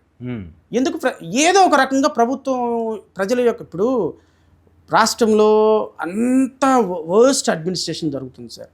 మంత్రులు అవుట్ ఆఫ్ కంట్రోల్ అయిపోయినారు, ఎమ్మెల్యేలు అవుట్ ఆఫ్ కంట్రోల్ అయిపోయారు. అసలు రాష్ట్రంలో కార్యకర్తలు ఎవరు కూడా ఈ ప్రభుత్వాన్ని మెచ్చుకోవటంలా. ప్రభుత్వం ఎక్స్పెక్టేషన్స్కి అది రీచ్ అయ్యే సందర్భానికి ప్రజలకు అసలు కంపారిజన్ లేదు. ఏం చేయాలో అర్థం కావటంలా. అడ్మినిస్ట్రేషన్ పోయింది, ప్రజలు చెదరించుకుంటున్నారు, మహిళలు చెదరించుకుంటున్నారు, రైతులు, అమరావతి రైతులే తిప్పుతున్నారు సార్. ఎక్కడ దాకా ఎందుకు మీరు ఈరోజు చంద్రబాబు నాయుడు, నారా లోకేష్ అమరావతిలో పర్యటన చేయలేని పరిస్థితి. మా ఇంటి కులదైవం అని చెప్పి వెంకటేశ్వర స్వామి తర్వాత పూజించుకున్న చంద్రబాబు నాయుడునే పచ్చిబుద్ధులు తడుతున్నారు రైతులు. ఇలాంటి పరిస్థితుల్లో ఏం చేయాలో అర్థం కావట్లే. ఫ్రస్ట్రేషన్. ప్రతిపక్షం మీద బురద చల్లాలి. ఏం బురద చల్లాలి? ఏది దొరికితే అది అక్కడ తీసుకోవటం, చల్లేయటం. అది బురద ఇంకోట చూసే పరిస్థితి లేదు. నీ దగ్గర ఏమీ ఆధారాలు లేకుండా పేపర్లో చూసి ఎవడైనా శ్రీశైలం లడ్డులో బాత్రూమ్ కెమికల్స్ వాడారని చెప్తారండి? పేపర్లో చూసి ఒక ముఖ్యమంత్రి మాట్లాడటం చరిత్రలో ఎక్కడైనా చూసామా? ఇది అసలు చరిత్ర ఎరిగిందా? శ్రీశైలంలో కాదు, ఆలయాల మొత్తంలో కలిపారని చెప్పే దుస్సాహసం ఎందుకు చేస్తున్నారు తెలుసా? Is out of mind. అదే దాన్ని తిరుపతితో పరిమితం చేయటంలా. అంటే దీన్ని ఎందుకు ఎక్స్టెండ్ చేస్తున్నారు అంటే, ఒక ప్రభుత్వం మీద బురద చల్లాలి. ఎట్లా బురద చల్లాలి? ఏ సందర్భంలో అయినా సరే పాలకపక్షంగా ఉన్నటువంటి వీళ్ళు ప్రతిపక్షం మీద బురద చల్లాలి. Jaganmohan Reddy by virtue of his community or by virtue of his background, he belong to Christian community. ఆ బ్యాక్గ్రౌండ్ నుంచి వచ్చాడు కాబట్టి జగన్మోహన్ రెడ్డి మీద బురద చల్లాలి. తప్పు లేదు, బురద చల్లటానికి చాలా అంశాలు ఉన్నాయి. దానికి తిరుపతిలో నువ్వెందుకు కూర్చున్న కొమ్మని నరుక్కుంటావు? నువ్వెందుకు హిందువుల మనోభావాన్ని దెబ్బతీస్తావు? నువ్వు దెబ్బతీసింది కాక మీ పవన్ కళ్యాణ్ కూడా దాంట్లో ఆ రచ్చులోకి దిగేసి ఆయన ఇంకా మొత్తం బాడీ అంతా ఒళ్ళంతా పూసేసుకున్నాడు. ఆయన ఒక పిలకేసేసుకొని కనకదుర్గమ్మ మెట్లు కడగటం, అన్ అపాలజెటిక్ సనాతని అని డిక్లరేషన్ ఒకటి ఇవ్వటం, హిందువుల మీద జరిగితే ఊరుకుంటారా, ముస్లిమ్స్ మీద జరిగితే ఊరుకుంటారా, క్రిస్టియన్లు మసీదులు చర్చిల్లో జరిగితే ఊరుకుంటారా, ఈ జగన్ ఏం సమాధానం చెప్తావు, ఈరోజు హిందుత్వానికి చేస్తాను నా రచ్చ చేస్తావు, ఏమైపోయావు చివరికి? ఆ రచ్చలో కూరుకుపోయి పీకల్లో కూరుకుపోయి బయటికి రావడానికి నానా బాధలు పడుతున్నారు. సో ఫ్రస్ట్రేషన్లోకి వెళ్ళిపోయింది గవర్నమెంట్. ఏం చేయాలో అర్థం కావట్లా. ప్రజలు వాళ్ళ ఇంటర్నల్ సర్వేలో కూడా నాకు తెలిసి 60-70 సీట్లకు పరిమితం అయిపోయింది. ఇప్పుడు ఎలక్షన్ జరిగితే 70కి మించి ఒక్క సీటు రాదంట కూటమి ప్రభుత్వానికి. 21 ఎమ్మెల్యే సీట్లో పవన్ కళ్యాణ్ తప్ప మిగతా ఎవరు గెలిచే పరిస్థితి లేదంట. ఇది సార్ ఇప్పుడు 20 నెలల కాలంలోనే కదా. సరే, ఎమ్మెల్యేల పేర్లు చెప్పండి, పవన్ కళ్యాణ్ ఎమ్మెల్యేల పేర్లు చెప్పండి. మీకు ఎంతమంది గుర్తున్నారు చెప్పండి. మీకు మీ సీనియర్ జర్నలిస్ట్ కదా, ఎమ్మెల్యేల పేర్లు చెప్పండి వరుసని 20 మందిలో. నేను షూరు మీరు 6 వాడి పేరు చెప్పినా సరే నేను మీకు ఈసారి మీరు ఏ ప్రశ్న అడిగితే ఆ ప్రశ్నకి సమాధానం. 6 వాడి పేరు చెప్పిన సీనియర్ జర్నలిస్టు, 30 సంవత్సరాల ఎక్స్పీరియన్స్ ఉన్న మీకే 20 మంది ఎమ్మెల్యేల్లో పవన్ కళ్యాణ్ ఎమ్మెల్యేల్లో 5 పేర్లు తెలియవు. సో కూర్చుంటే చెప్తాం కానీ అది చెప్పండి. నిన్న సరదాగా ఒక 5 ఎమ్మెల్యేల పేర్లు చెప్పండి. నాకే తెలియదు, ఇంకా మీరేం చెప్తారు? ప్రజలకి అసలు ఎమ్మెల్యేలు ఎవరో తెలియదు. 70 మంది ఎమ్మెల్యేలకు మించి గెలిచే పరిస్థితి లేదు. ఏదో 2 సంవత్సరాలు 20 నెలలకి. ఓకే. సో కాబట్టి ఇంటర్నల్గా వీళ్ళు చేయించుకున్న సర్వే, వాళ్ళ సర్వేలో వాళ్ళకు వచ్చిన అంట. ఎందుకంటే మనతో కొద్దిగా మిత్రులు ఉంటారు కదా, మా వాడి పని అయిపోయింది చేతులు ఎత్తేసాడు, ఇప్పుడు 70 మంది ఎమ్మెల్యేల కంటే గెలిచే పరిస్థితి లేదు, అది కూడా బొటాబట్టి మెజారిటీతో. ఎందుకు అంటే ఈ ఫ్రస్ట్రేషన్లో జగన్ మీద, గత ప్రభుత్వం మీద బురద జల్లే కార్యక్రమంలో ఏం మాట్లాడుతున్నామో అర్థం కావటం లేదు. ఎంత పరిస్థితుల్లో వాళ్ళు నా మీద ఏం కాన్సన్ట్రేషన్ చేస్తారు సార్. సో నాకు ఆఫర్లు ఇచ్చే అంత చిన్నవాళ్ళని నేను అనుకోవటంలా, నన్ను అంత పెద్దవాడిని వాళ్ళు చేయరు. సో నాకైతే హ్యాపీ లైఫ్ ఏంటంటే, థ్రెటన్స్ ఎవరో కార్యకర్తలు వాళ్ళు వీళ్ళు థ్రెటన్ చేస్తారు. నాగేశ్వర్ లాగా నేను ఈ థ్రెటన్స్ నారా లోకేష్ నన్ను థ్రెటన్స్ వస్తున్నాయి, వీళ్ళని నన్ను కాపాడని నేను ఈ చరిత్రలో నేను ఏ రోజు అడగను, అడిగే వ్యక్తిని కాదు. అవసరమైతే దమ్ముగా ఎదుర్కొంటా, లేకపోతే వాడు తిడితే తిట్టించుకుంటా, వాడిని ఎట్లా ఫేస్ చేయాలో అట్లా ఫేస్ చేస్తా. లేకపోతే అధికారిక ప్రతినిధులను పెట్టి పావలాకి 10 రూపాయకి రాని వాళ్ళని తెలుగుదేశం అధికారిక ప్రతినిధులు పెట్టి రోజు వీడియోలు పెట్టిస్తున్నారు. నేనేమన్నా అన్నానా? నేనేమన్నా చేశానా? నేనేమన్నా వాళ్ళ మీదకి మాట్లాడానా? మాట్లాడుకునేవాళ్ళు మాట్లాడుకోండి, ఐ డోంట్ మైండ్. కుక్కలు 100 మొరుగుతూ ఉంటాయి, ఏనుగు తన పని తను చేసుకుని వెళ్ళిపోతూ ఉంటుంది. నా వరకు నాకు నా సమాజంలో నా అన్నలకి తమ్ముళ్ళకి ఏదైనా కష్టం వస్తే నేను ఉండాలి. ప్రజల కోసం ఏదైనా సిస్టమ్ బాగోకపోతే నేను కరెక్ట్ చేయాలి. అంబేద్కర్ గారి దయ వల్ల నాకు ఈ కోర్టు వచ్చింది. అంబేద్కర్ గారి దయ వల్ల నేను చదువుకున్నాను. ఈరోజు ఒక జడ్జిగా పనిచేశాను, ఒక న్యాయవాదిగా ఉన్నాను. నా తెలివి, నా ఆలోచన, నా కష్టం నా జాతి కోసం పోరాడుతున్నటువంటి ప్రజల కోసం ఉపయోగపడాలనే ఒకే లక్ష్యం తప్ప, నారా లోకేష్ ఇస్తాడా, చంద్రబాబు నాయుడు ఇస్తాడా, లేకపోతే ఇంకొకళ్ళు ఇస్తారా, ఇంకొకళ్ళు ఆఫర్ ఇస్తారా, ఈ ఆఫర్ల కోసం చూసేవాడిని కాదు, ఆఫర్ల కోసం వెతికేవాడిని కాదు. బెదిరిస్తే భయపడేవాడిని, అంతకంటే కాదు. ఒకవేళ వీళ్ళు బెదిరిస్తే ఇప్పుడు 20 కేసులో 30 కేసులో ల్యాండ్ అలాట్, ఇప్పుడు వాళ్ళు నాకు తెలిసి 300 ఏమో ల్యాండ్ అలాట్మెంట్లు చేశారు. వాటిలో ప్రైమరీగా చూసుకొని 15 ఏమో వేసా, ఒక 50,000 ఎకరాలు. వీళ్ళు బెదిరించారనుకోండి నా మీద, ఆ మిగతా 200 బ్యాలెన్స్ కూడా వేసేస్తా. సో నాతో డి అంటే డి కాదు సార్, మీరు డి అంటే 10 సార్లు డి అంటా నేను. అస్సలు బెదిరిస్తే పాయింట్ బ్లాంక్ రేంజ్లో గన్ను పెట్టి బెదిరించిన బెదరనోడు జడా శ్రావణ్ కుమార్. మీరు బెదిరించి అనవసరంగా రచ్చ చేసుకోవటం తప్ప, బెదిరిస్తే నేను అస్సలు భయపడేవాడిని కాదు. నాతో సండే రిజల్ట్ ఇస్తుంది తప్ప, నాతో కయ్యం అనేది ఎట్టి పరిస్థితుల్లో ఎదుటివాడికి మంచిది కాదు. ఇప్పుడు తిరుపతి లడ్డు విషయంలో చేస్తున్న ప్రచారం వల్ల జగన్మోహన్ రెడ్డిని హిందూ వ్యతిరేకగా చిత్రీకరించి చేసే ప్రయత్నమేనా? అంతేగా మరి, చిత్రీకరించడానికి చేస్తున్న ప్రయత్నం అలా చూడాలా? అంతకాక ఏముంది చెప్పండి? దానివల్ల ఏం ఉరుగుతుంది? వాళ్ళ స్ట్రాటజీ ఏంటి సార్? ఏమైందంటే, అంటే రాజకీయాల్లో మనకు తెలియకుండా ఎంత పెద్ద మేధావైనా సరే ఒక తప్పుడు అడుగు వేస్తారు. వీఆర్ హ్యూమన్ బీయింగ్స్ కదా, వీఆర్ హ్యూమన్ బీయింగ్స్. మనం కూడా కొన్ని తప్పులు చేస్తుంటాం. ఈయన ఏం చేశాడు అంటే, అసలు వాస్తవంగా నెయ్యి ట్యాంకర్లు వచ్చింది ఇలా ప్రభుత్వంలో. అవును, వీళ్ళు అలా ఎక్కారు, వచ్చేసింది జూలైలో. నెయ్యి టెస్ట్ చేసింది వీళ్ళ ప్రభుత్వం. ఆ 4 ట్యాంకులు రిజెక్ట్ చేసిన ట్యాంకుల్లో శాంపిల్ రిజెక్ట్ చేసిందా పక్కన పెడితే అసలు నెయ్యి ట్యాంక్ తిరుపతిలోకి ఎంటర్ అయింది వీళ్ళ ప్రభుత్వ హయాంలో. ఎన్డీడీబీ రిపోర్ట్ వచ్చింది వీళ్ళ ప్రభుత్వంలో వచ్చిన నెయ్యి దీంట్లో. ఆ ప్రభుత్వంలో వచ్చిన నెయ్యిలో పంది కొవ్వు, ఎద్దు కొవ్వు, బీఫ్ ఆయిల్ కలిసిందని రిపోర్ట్ వచ్చింది. ఎవరు బాధ్యులు ఇప్పుడు దీనికి? ఎవరు బాధ్యులు? జనరల్గా మాట్లాడుకుందాం, ఎవరు బాధ్యులు? ఖచ్చితంగా ఆబ్వియస్లీ ఇదే ప్రభుత్వం. ఇప్పుడు వీళ్ళ మీద విమర్శ చేయాల్సింది ఎవరు? ప్రతిపక్షం చేయాలి. ఏమని చేయాలి విమర్శ? మా ప్రభుత్వంలో పర్ఫెక్ట్గా వచ్చినాయి, మీ ప్రభుత్వం వచ్చేటప్పటికే పంది కొవ్వు, ఎద్దు కొవ్వుని వచ్చింది, మీరే బాధ్యులని చేయాలి. వీళ్ళు ఏం చేశారు? ఇది మన ప్రభుత్వంలో వచ్చింది, ఈ ఆయిల్, ఈ నెయ్యి ప్రభుత్వంలో, మన ప్రభుత్వంలో వచ్చింది, ఈ నెయ్యి టెస్ట్ చేసింది మన ప్రభుత్వంలో ఉన్నటువంటి అధికారంలో ఉన్నప్పుడు అని మర్చిపోయి, మన ప్రభుత్వంలో ఈ విధంగా పంది కొవ్వు, ఎద్దు కొవ్వు కలిసిన నెయ్యి వచ్చింది కాబట్టి 2019, 2024లో కూడా వచ్చి ఉంటుందేమో ఇలాంటి అనే ఒక అభూత కల్పనతో చంద్రబాబు నాయుడు రాంగ్ బటన్ నొక్కాడు. చంద్రబాబు నాయుడు గారు రాంగ్ బటన్ నొక్కి కడాన పంది కొవ్వు వచ్చింది అని చెప్పేసి మాకు రిపోర్ట్లు వచ్చినాయి అన్నాడు. ఈ పంది కొవ్వు వచ్చిందని రిపోర్ట్లు వచ్చింది అన్న సందర్భంలో అయినా ఎవరు నన్ను కూర్చోబెట్టుకొని దీన్ని ఎట్లా వెళ్ళాలి, ముందుకెళ్దామా, వెనక్కి వెళ్దామా, ఏం చేద్దామని ఆలోచన చేయాలా?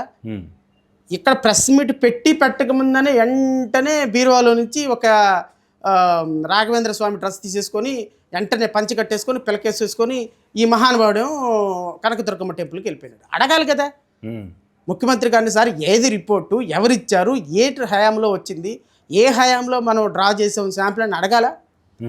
అనాలోచితంగా వాడు ఏదో స్క్రిప్ట్ రాశాడు అంటే సినిమాలో స్క్రిప్ట్ రాశాడు, స్క్రిప్ట్ పంపించాడు, తర్వాత సీన్ ఏందో తెలియదు, వచ్చిన స్క్రిప్టే మనకి ఇంపార్టెంట్, మరి తర్వాత సీన్ మారిద్దా, డిలీట్ అవుద్దా, ఏం ఆలోచించకుండా టక్ మన స్క్రిప్ట్ రాగానే పరుగో అని చెప్పేసి వెళ్ళిపోయి డ్రెస్ వేసుకుని మెట్లు కింద నుంచి కడిగాడు.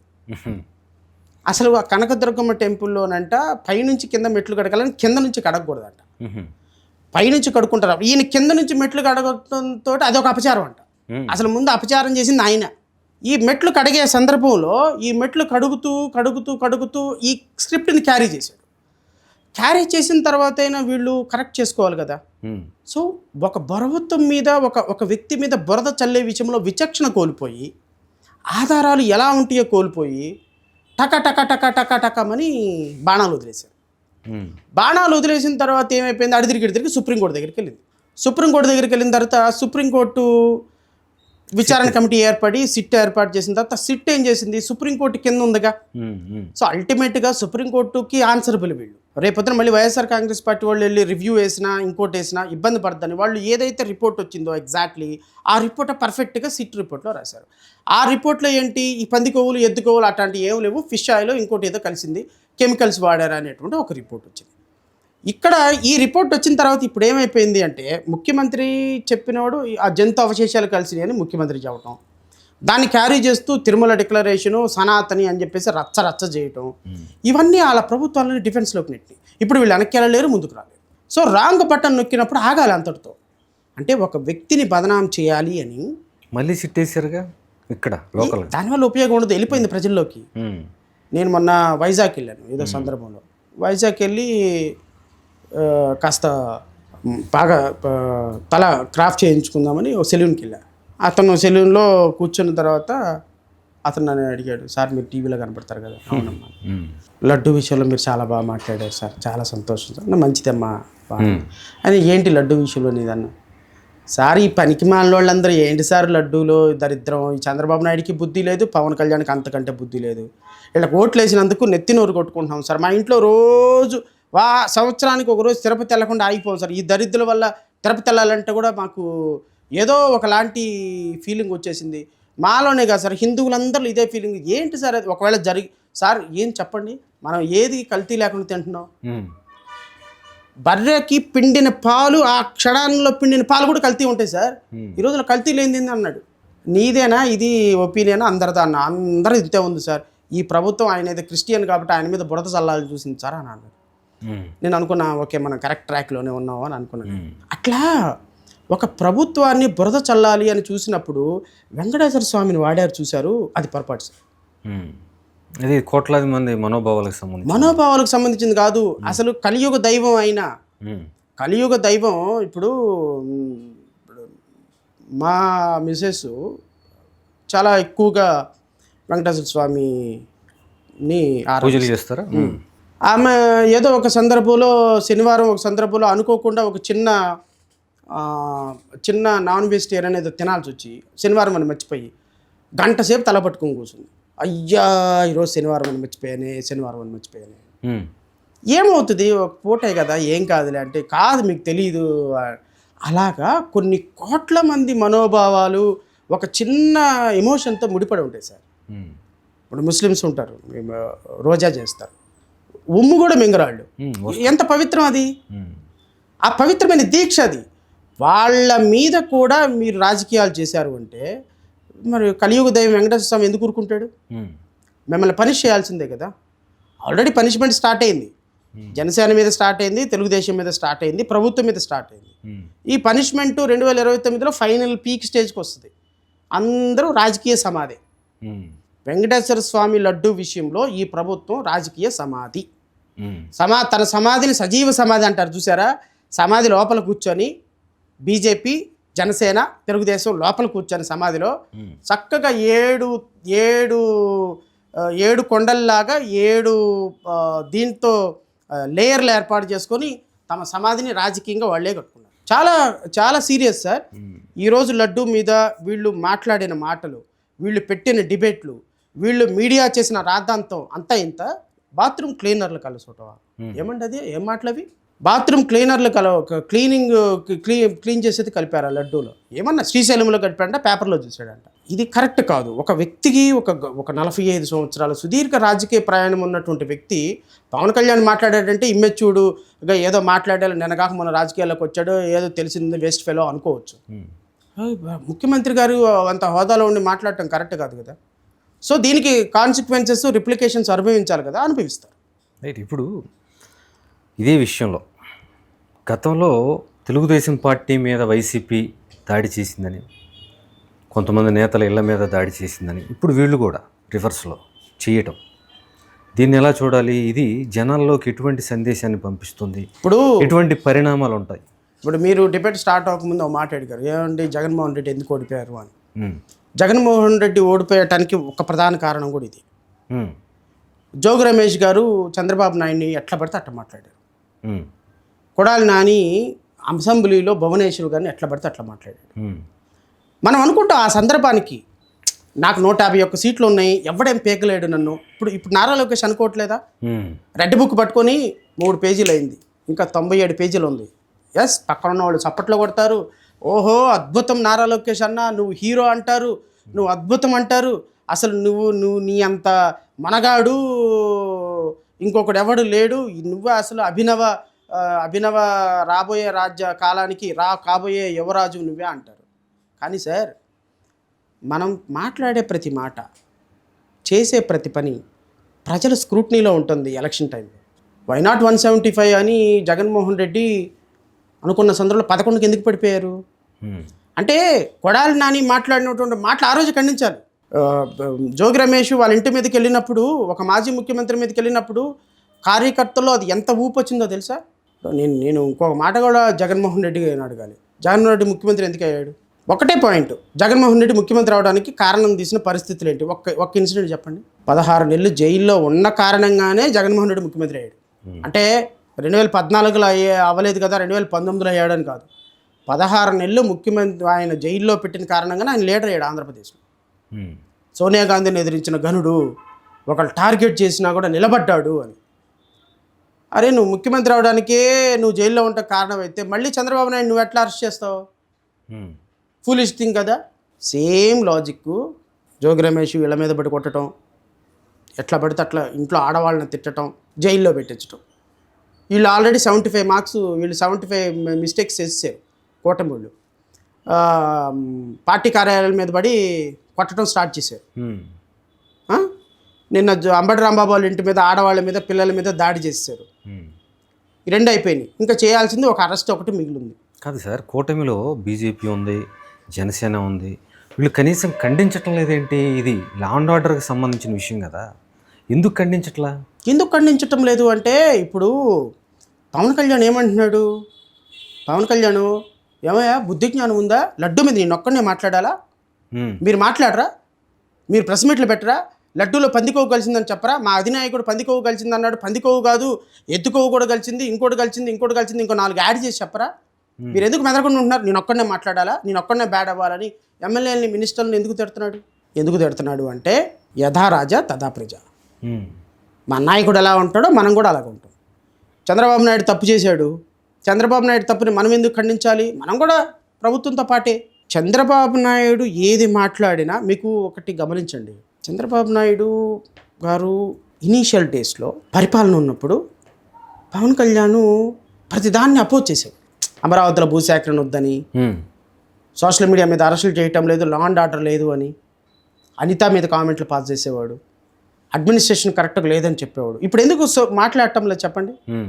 అంటే వీళ్ళకి మధ్య జరిగినటువంటి ఒక సీక్రెట్ అండర్స్టాండింగ్ అది. మేము ప్రభుత్వంలో ఎంత డబ్బులు తీసుకుంటాం, ఏం తీసుకుంటాం అనేది మాకు వదిలేయండి.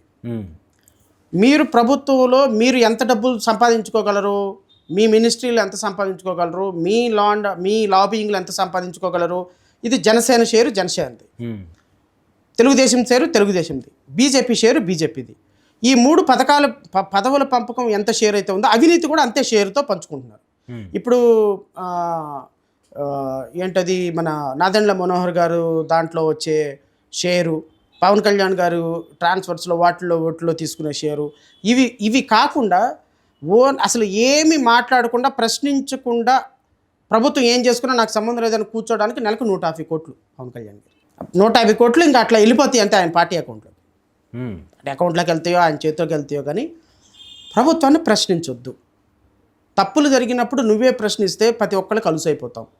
అందుకని పవన్ కళ్యాణ్ గారు ఈ మధ్య మాట్లాడటంలో ఇది ఈ అండర్స్టాండింగ్ వచ్చిన తర్వాత మాట్లాడటంలో ఆ విధంగా అండర్స్టాండింగ్ వచ్చిన తర్వాత చంద్రబాబు నాయుడు చెప్పిన దాన్ని తప్పని ఎట్లా ఖండిస్తారంటారు మీరు?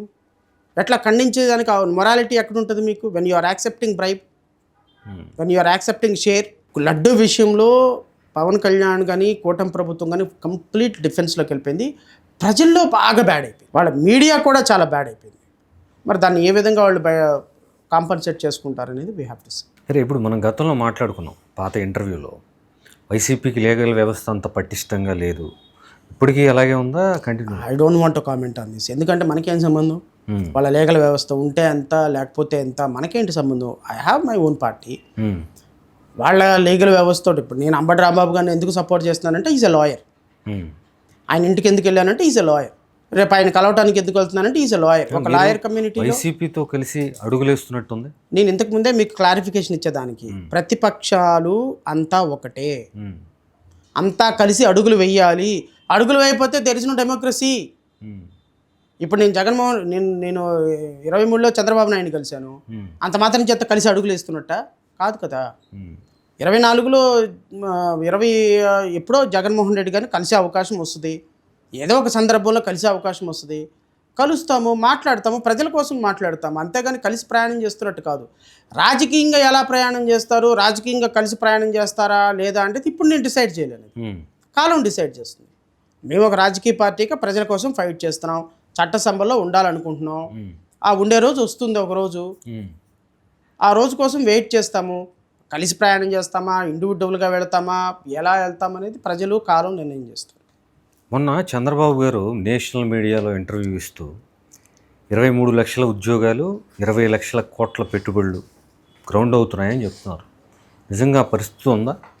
నాకు ఈరోజు వచ్చిన ఇన్ఫర్మేషన్ ప్రకారం 1,32,000 ఉద్యోగాలు బోత్ ప్రైవేట్ అండ్ పబ్లిక్లో ఇచ్చామని నాకు వచ్చిన ఇన్ఫర్మేషన్ ఈ రోజుకి. 2026 వరకు, 2026 జనవరి 24 వరకు.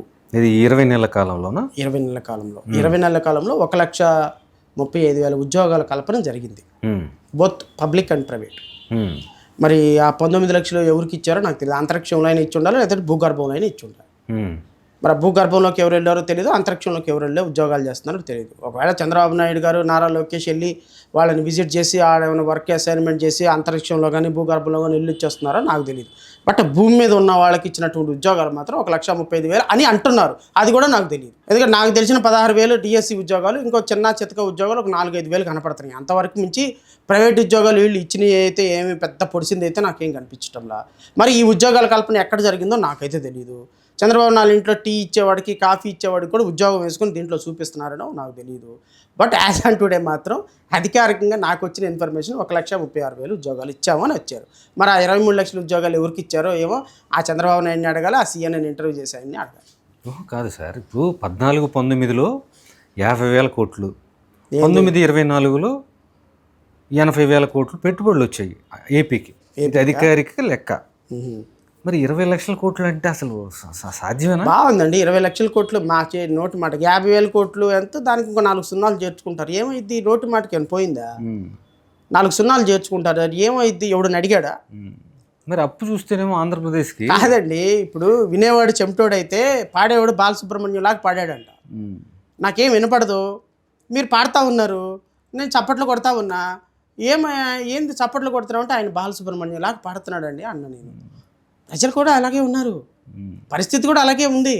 సరే, ఇప్పుడు అప్పులు చూస్తే 3,27,000 కోట్లు ఈరోజు వరకు, 3,27,725 కోట్లు 20 నెలల కాలంలో. ఈ అప్పు గతంలో ఎప్పుడూ లేనిది. మీరేం చెప్తారు? నిజంగా ఇంకా టైం ఉంది కదా రిమైనింగ్ పీరియడ్లో, అసలు ఇది ఎక్కడ దాకా వెళ్ళొద్ది? నేను అనుకోవటం రమారమి 10 lakh crore టచ్ అవుద్ది. ఇది ఒక్క ఈ 5 ఏళ్ల కాలంలో వీళ్ళు మాత్రమే చేసింది. ఇంకా దానికి గత ప్రభుత్వం 7,37,25,000 కోట్లు సుమారుగా. నేను అనుకోవటం అండి, రమారమి చంద్రబాబు నాయుడు గారి గవర్నమెంట్ అయిపోయే లోపు మనకి 17 లక్షల కోట్ల వరకు టచ్ అవ్వచ్చు. ఇప్పటికే ఒక్కొక్కళ్ళ మీద 3 లక్షల వరకు పడుతుంది భారం అని చెప్తున్నారు. ఒక్కొక్కళ్ళ మీద పడిద్దా చచ్చుద్దా పక్కన పెట్టేసాడు. నాకు తెలిసినంత వరకు మనం సంవత్సరానికి ఇప్పుడు ఒక 15,000 కోట్ల రూపాయలు వడ్డీయే కడతాం మనం తీసుకొచ్చినట్టు అప్పుకి, షార్ట్ టర్మ్ లాంగ్ టర్మ్. దీనికి చంద్రబాబు నాయుడు గారు దిగిపోయే టైంకి రాష్ట్రాన్ని కంప్లీట్గా బ్యాక్టప్ చేసేసి కంప్లీట్గా అసలు రాష్ట్రం అంటే ఇక ఒకళ్ళకొకళ్ళు కొట్టుకొని అన్నం కోసం కూడా కొట్టుకొని చచ్చిపోయే స్టేజ్కి ఈ రాష్ట్రాన్ని శ్రీలంక అంటాం చూసారా, శ్రీలంక కంటే కూడా సోమాలియా రాష్ట్రంగా తయారైపోతుందేమో అన్న ఇంప్రెషన్ కూడా నాకు ఉంది. ఎందుకంటే ఎవ్రీ ట్యూస్డే వీళ్ళు 3,000 కోట్లు 5,000 కోట్లు రిజర్వ్ బ్యాంక్కి వెళ్ళి బాండ్ల వేల వేసి అప్పు తెచ్చుకోకపోతే రాష్ట్రం నడవలేని పరిస్థితి. ఇప్పుడు అమరావతి ఉద్యమానికి సంబంధించి అమరావతి రైతులు ఇందాక సమావేశమై మార్చి నెలాఖరులోగా మా సమస్యలకి పరిష్కారం, ప్రధానమైన సమస్యలకి పరిష్కారం చూపించకపోతే ఉద్యమం మొదలు పెడతామని చెప్తున్నారు. వాళ్ళ సమస్యకి పరిష్కారం దొరకదండి.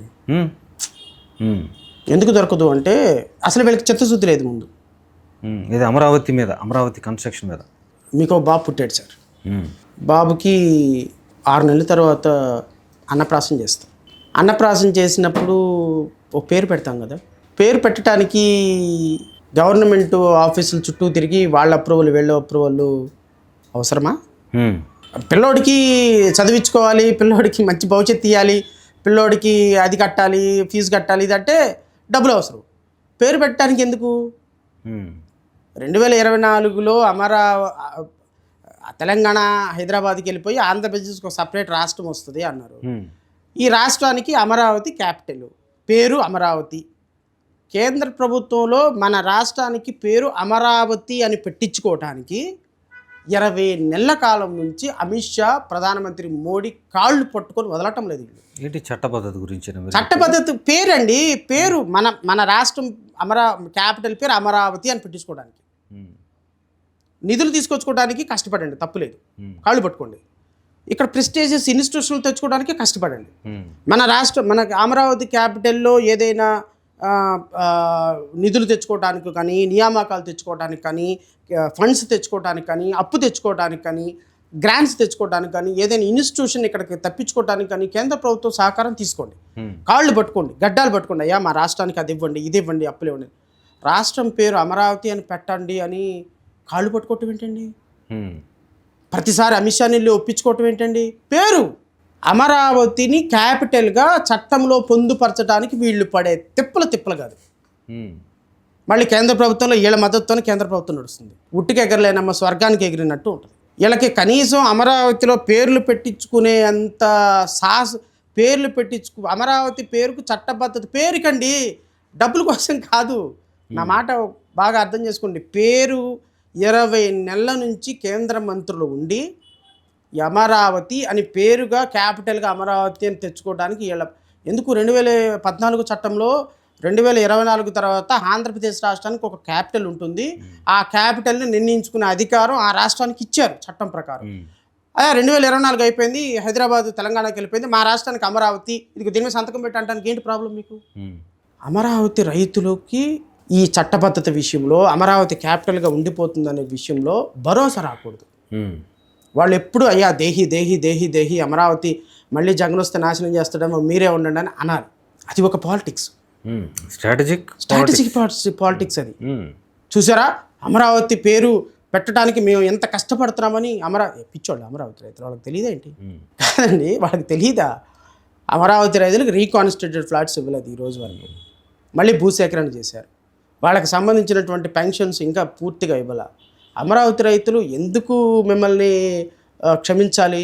డబ్బులు ఇచ్చినోడికి ఒక చోట ఇస్తారు, డబ్బులు ఇచ్చినోడికి ఒక చోట ఇస్తారు, ఎమ్మెల్యే చెప్పినోడికి ఒక చోట ఇస్తారు, మినిస్టర్ చెప్పినోడు ఒక చోట ఇస్తారు, కమ్మాళ్ళకు ఒక చోట ఇస్తారు, ముస్లిమ్స్కి ఒక చోట ఇస్తారు, ఎస్సీలకు ఒక చోట ఇస్తారు.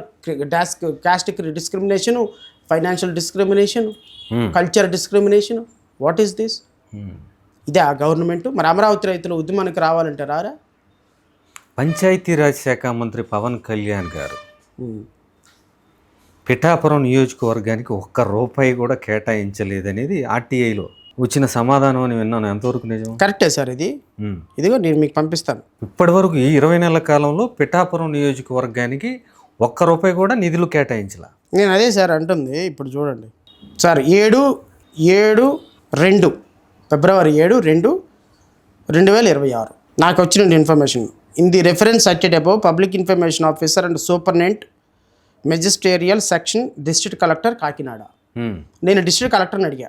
Kakinada has transferred RTA application of so and so Vijayawada furnishing the information in which the applicant seeking information about the development works in Pithapuram constituency which were sanctioned during financial year 2024-2025 along with 2 other points. In view of the above, it is informed to you, no works oblique funds were sanctioned to Pittapuram Assembly constituency during the financial year 2024-25 from the funds of Jilla Praja Parishad. Therefore, the remaining 2 points does not arise.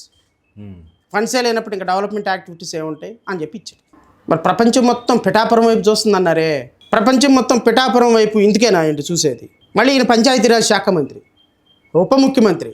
ఈ పిఠాపురం ప్రజలు 90,000 మెజారిటీతో గెలిపించి ఈ మహానుభావుడిని పిఠాపురం నుంచి అసెంబ్లీకి పంపించారు. ఈ పిఠాపురం నుంచి అసెంబ్లీకి పంపించిన కాన్స్టిట్యున్సీకి ఈయన ఉప ముఖ్యమంత్రిగా ఈయన చేసినటువంటి డెవలప్మెంట్ యాక్టివిటీస్ ఏంటంటే 0. ఏది వీళ్ళ డిపార్ట్మెంట్ నుంచి? పంచాయతీరాజ్ డిపార్ట్మెంట్లోనే రోడ్లు ఉంటాయి సార్, మురుగుదొడ్లు ఉంటాయి సార్, డ్రైనేజ్ ఉంటుంది సార్, లైట్లు ఉంటాయి సార్, వీధులు ఉంటాయి సార్, మొత్తం సిస్టమ్ మొత్తం పంచాయతీరాజ్ డిపార్ట్మెంటే. పల్లెలే పంచాయతీరాజ్ డిపార్ట్మెంట్లో ఉంటాయి. మీ అధికారులు ఇచ్చిన ఇన్ఫర్మేషన్, నేను ఇచ్చిన ఇన్ఫర్మేషన్ కాదు, డిస్ట్రిక్ట్ కలెక్టర్ ఆఫీసర్ ఇచ్చినటువంటి ఇన్ఫర్మేషన్. మరి పిఠాపురంలో మా పిఠాపురం తాలూకా పవన్ కళ్యాణ్ గారి మాటలు వినాలా, లేకపోతే అధికారులు ఇచ్చినటువంటి ఇన్ఫర్మేషన్ వినాలా? పిఠాపురం ప్రజలు ఎవరిని అడగాలి? ఇప్పుడు వెళ్ళి ఆ జబర్దస్త్ అలీగాడిని తీసుకొచ్చి చొక్కా పట్టుకొని నుంచోబెట్టి బట్టలు ఎప్పదీస్తానాలి. ప్రపంచం మొత్తం పిఠాపురం వైపు చూద్దాన్ని జబర్దస్త్ హాస్టల్ని తీసుకొచ్చి ప్రచారం చేయించి గెలిచాడు కదా. మరి వీడేం సమాధానం చెప్తాడు దీనికి? ప్రచారం చేసిన వాళ్ళు ఏం సమాధానం చెప్తారు? They must answer to the people. ఎవరిని అడుగుతారు పిఠాపురం ప్రజలు వెళ్ళి? ఇప్పుడు అది రిఫ్లెక్ట్ అవుద్దేమో నెక్స్ట్ సొల్లు కబుర్లు, సోది కబుర్లు చెప్పడం కాదు సార్. రాజకీయం అంటే స్క్రిప్ట్ కాదు. రాజకీయం అంటే ఒక మాట, రాజకీయం అంటే ఒక సీరియస్నెస్. ఊరికే ప్యాంట్ మీద ప్యాంట్ వేసి గుడుంబ శంకర్ సినిమా తీయటం కాదు సార్. పిఠాపురం కాన్స్టిట్యున్సీ ప్రజలకి మీరేం సమాధానం చెప్తారు చెప్పండి? ఆ ప్రజలు ఎవరిని అడుగుతారు చెప్పండి? వెళ్ళి ఎవరికన్నా అడిగితే సిగ్గుపోతే మీ ఉప ముఖ్యమంత్రి కదమ్మా అంటారు. నేనే కనుక ఎమ్మెల్యే అయితే కాన్స్టిట్యున్సీలో పడుకుండిపోతా నా కాన్స్టిట్యున్సీ ప్రజల కోసం, నిధుల కోసం. పొద్దున విమానం ఎక్కితే మాదాపూర్లో, మధ్యాహ్నం అసెంబ్లీలో దిగటం అంట. ఇక్కడ అన్నం తింటే మళ్ళీ సాయంత్రం 4 గంటలకి మళ్ళీ మాదాపూర్ వెళ్ళటం అంట. ఇప్పటికి కూడా కంటిన్యూ అవుతుంది. మరి కంటిన్యూ అవుతుంది, కంటిన్యూ అవుతుంది సార్. ఆయన ఐదో విజయవాడలో ఎప్పుడున్నారు sir? Madhapur to via secretariat. డబ్బులన్నీ గవర్నమెంట్ అకౌంట్లో నుంచి వెళ్తాయి. ఎట్లా వెళ్తాయి? మినిస్టర్కి ఎక్కడుంది ఫ్లైట్ అలవెన్స్ ఉంది ₹3,000. స్పెషల్ ఫ్లైట్ ఎక్కడుంది నీకు? అన్ని కబుర్లు చదువుతావు, సుతపుసు కబుర్లు. సిస్టము, వ్యవస్థ, జీరో పాలిటిక్స్ ఇదా. సో కాబట్టి వాస్తవాలకి మాట్లాడేదానికి చాలా తేడా ఉంది. లోకేష్ సీఎం అంటున్నారు శ్రవణ్ గారు. లోకేష్ సీఎం చేస్తామని ఏదైతే అది అవునేం సార్. చంద్రబాబు గారు బాగా చేయట్లేదు, లోకేష్ గారు చేస్తారా మరి? సర్లే, ఎందుకు చేయరు? ఇప్పుడు చంద్రబాబు గారు సీనియర్ చేయమని పొలిటీషియన్, నేనేమనటంలా. లొకేషన్ తీసుకురావాల్సిన అవసరం ఉంది. లొకేషన్ తేవాలి, లోకేష్ రావాలి, చూద్దాం ఆయన పరిపాలన కూడా ఎలా ఉంటుందో. ఇప్పుడు మనం ఇంటర్వ్యూ మొదలుపెట్టే ముందే ఇంటర్వ్యూ ఎలా ఉంటుందో చెప్పలేంగా. మనం మొదలుపెట్టిన తర్వాత మీరు అడిగే ప్రశ్న బట్టి నా సమాధానం ఉంటుంది, నా సమాధానాన్ని బట్టి మీ ప్రశ్న ఉంటుంది. సో ఇంటర్వ్యూ అయిపోయిన తర్వాతే ప్రేక్షకులు దానికి సమాధానం చెప్పగలుగుతారు, ఎవరిది బాగుంది ఎవరు బాగాలేదు, ఇంటర్వ్యూ బాగుందా లేదా అని. నారా లోకేష్ది కూడా అంతే. యాజ్ ఆన్ టుడే ప్రాక్టికల్గా చంద్రబాబు నాయుడు పరిపాలన బాగాలేదు. ఎందుకు అంటే చంద్రబాబు నాయుడు పరిపాలన చేయటం లేదు, ఈ పరిపాలన మొత్తం నారా లోకేష్ మాత్రమే చేస్తున్నాడు. Because Chandrababu Naidu decision making ఏం లేదు. Everything will be decided by Nara Lokesh because is a de facto chief minister.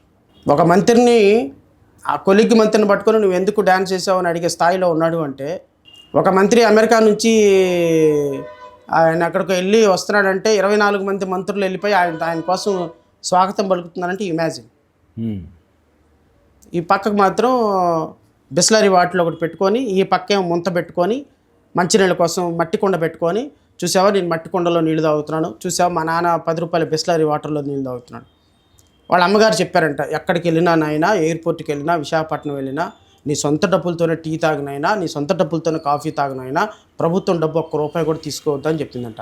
అంటే టీ కాఫీలు మాత్రమే సొంత డబ్బులతో తాగమంది, మిగతా 100 కోట్లు 1000 కోట్లు ప్రజల డబ్బులు దోచుకోమన్నారేమో. కానీ నారా లోకేష్ గారు ముఖ్యమంత్రి అవ్వాలి, ఆయన పరిపాలన చూడాలి, అప్పుడు మాట్లాడతాం. సరే, జడా శ్రవణ్ గారికి బలమైన కోరిక నెక్స్ట్ ఎలక్షన్లో ఏదో ఒక పార్టీ తరఫున, అలాగే ఏదో ఒక పార్టీ తరఫున ఏదో ఒక పార్టీతో పొత్తు పెట్టుకొని ఎలక్షన్కి వెళ్ళి ఉప ముఖ్యమంత్రి కావాలనే ఒక బలమైన కోరిక ఉంది అని విన్నాను. అవుతే తప్పే ఉంది సార్. అప్పుడు 10వ తరగతి చదివిన పవన్ కళ్యాణ్ అవంగా లేనిది ఒక జడ్జిగా పనిచేసి ఎంకామ్ LLB చదివి ఒక ఉన్నతమైనటువంటి పదవిని అనుభవించి, ఒక ఉన్నతమైనటువంటి పదవిని త్యాగం చేసి ప్రజల కోసం వచ్చి లాస్ట్ 5-8 ఇయర్స్గా హైకోర్టులో సీనియర్ లాయర్గా మంచి ప్రాక్టీస్ చేసి ప్రజల కోసం ఎన్నో వేల కేసులు వేసి, నాలాంటి కన్సర్న్ ఉన్నటువంటి వ్యక్తి, బలహీన వర్గాల నుంచి వచ్చినటువంటి వ్యక్తి ఉప ముఖ్యమంత్రి అవ్వటం తప్పే ఉంది.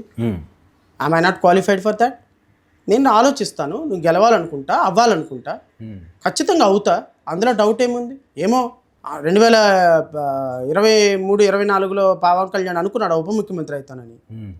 2023 డిసెంబర్లో ఎలక్షన్లు జరిగితే తెలంగాణలో 3000, 2500, 4000 ఓట్లు వచ్చినాయి ఆయనకి. ఏది బీజేపీతో కలిసి పోటీ చేస్తే ఆయనకు వచ్చిన ఓట్లు ఏంటండి? కోకట్టపల్లి కాన్స్టిట్యున్సీలో 3000 ఓట్లు రాలా. ఏది మన ఆంధ్రప్రదేశ్ ఎలక్షన్కి జస్ట్ 4 నెలల ముందు ఎలక్షన్లు జరుగుతాయి. మరి ఆయనకి 3000 ఓట్లు 2000 ఓట్లు వచ్చినోడు ఎవడైనా ఆంధ్రప్రదేశ్ రాష్ట్రంలో ఉప ముఖ్యమంత్రి అవుతాడు అనుకుంటారా? నారాలోకి చంద్రబాబు నాయుడు అరెస్ట్ అవ్వకపోతే పవన్ కళ్యాణ్ పరిస్థితి ఏంటి? ఆయన అరెస్ట్ అయ్యాడు కాబట్టి వీళ్ళందరూ కలిశారు కాబట్టి ఆయనకు ఉప ముఖ్యమంత్రి అయ్యాడు. అలాగే నా టైం కూడా కలిసి రావచ్చేమో సార్ రాజకీయాల్లో. We can't say anything. We do not know what will happen in the next moment.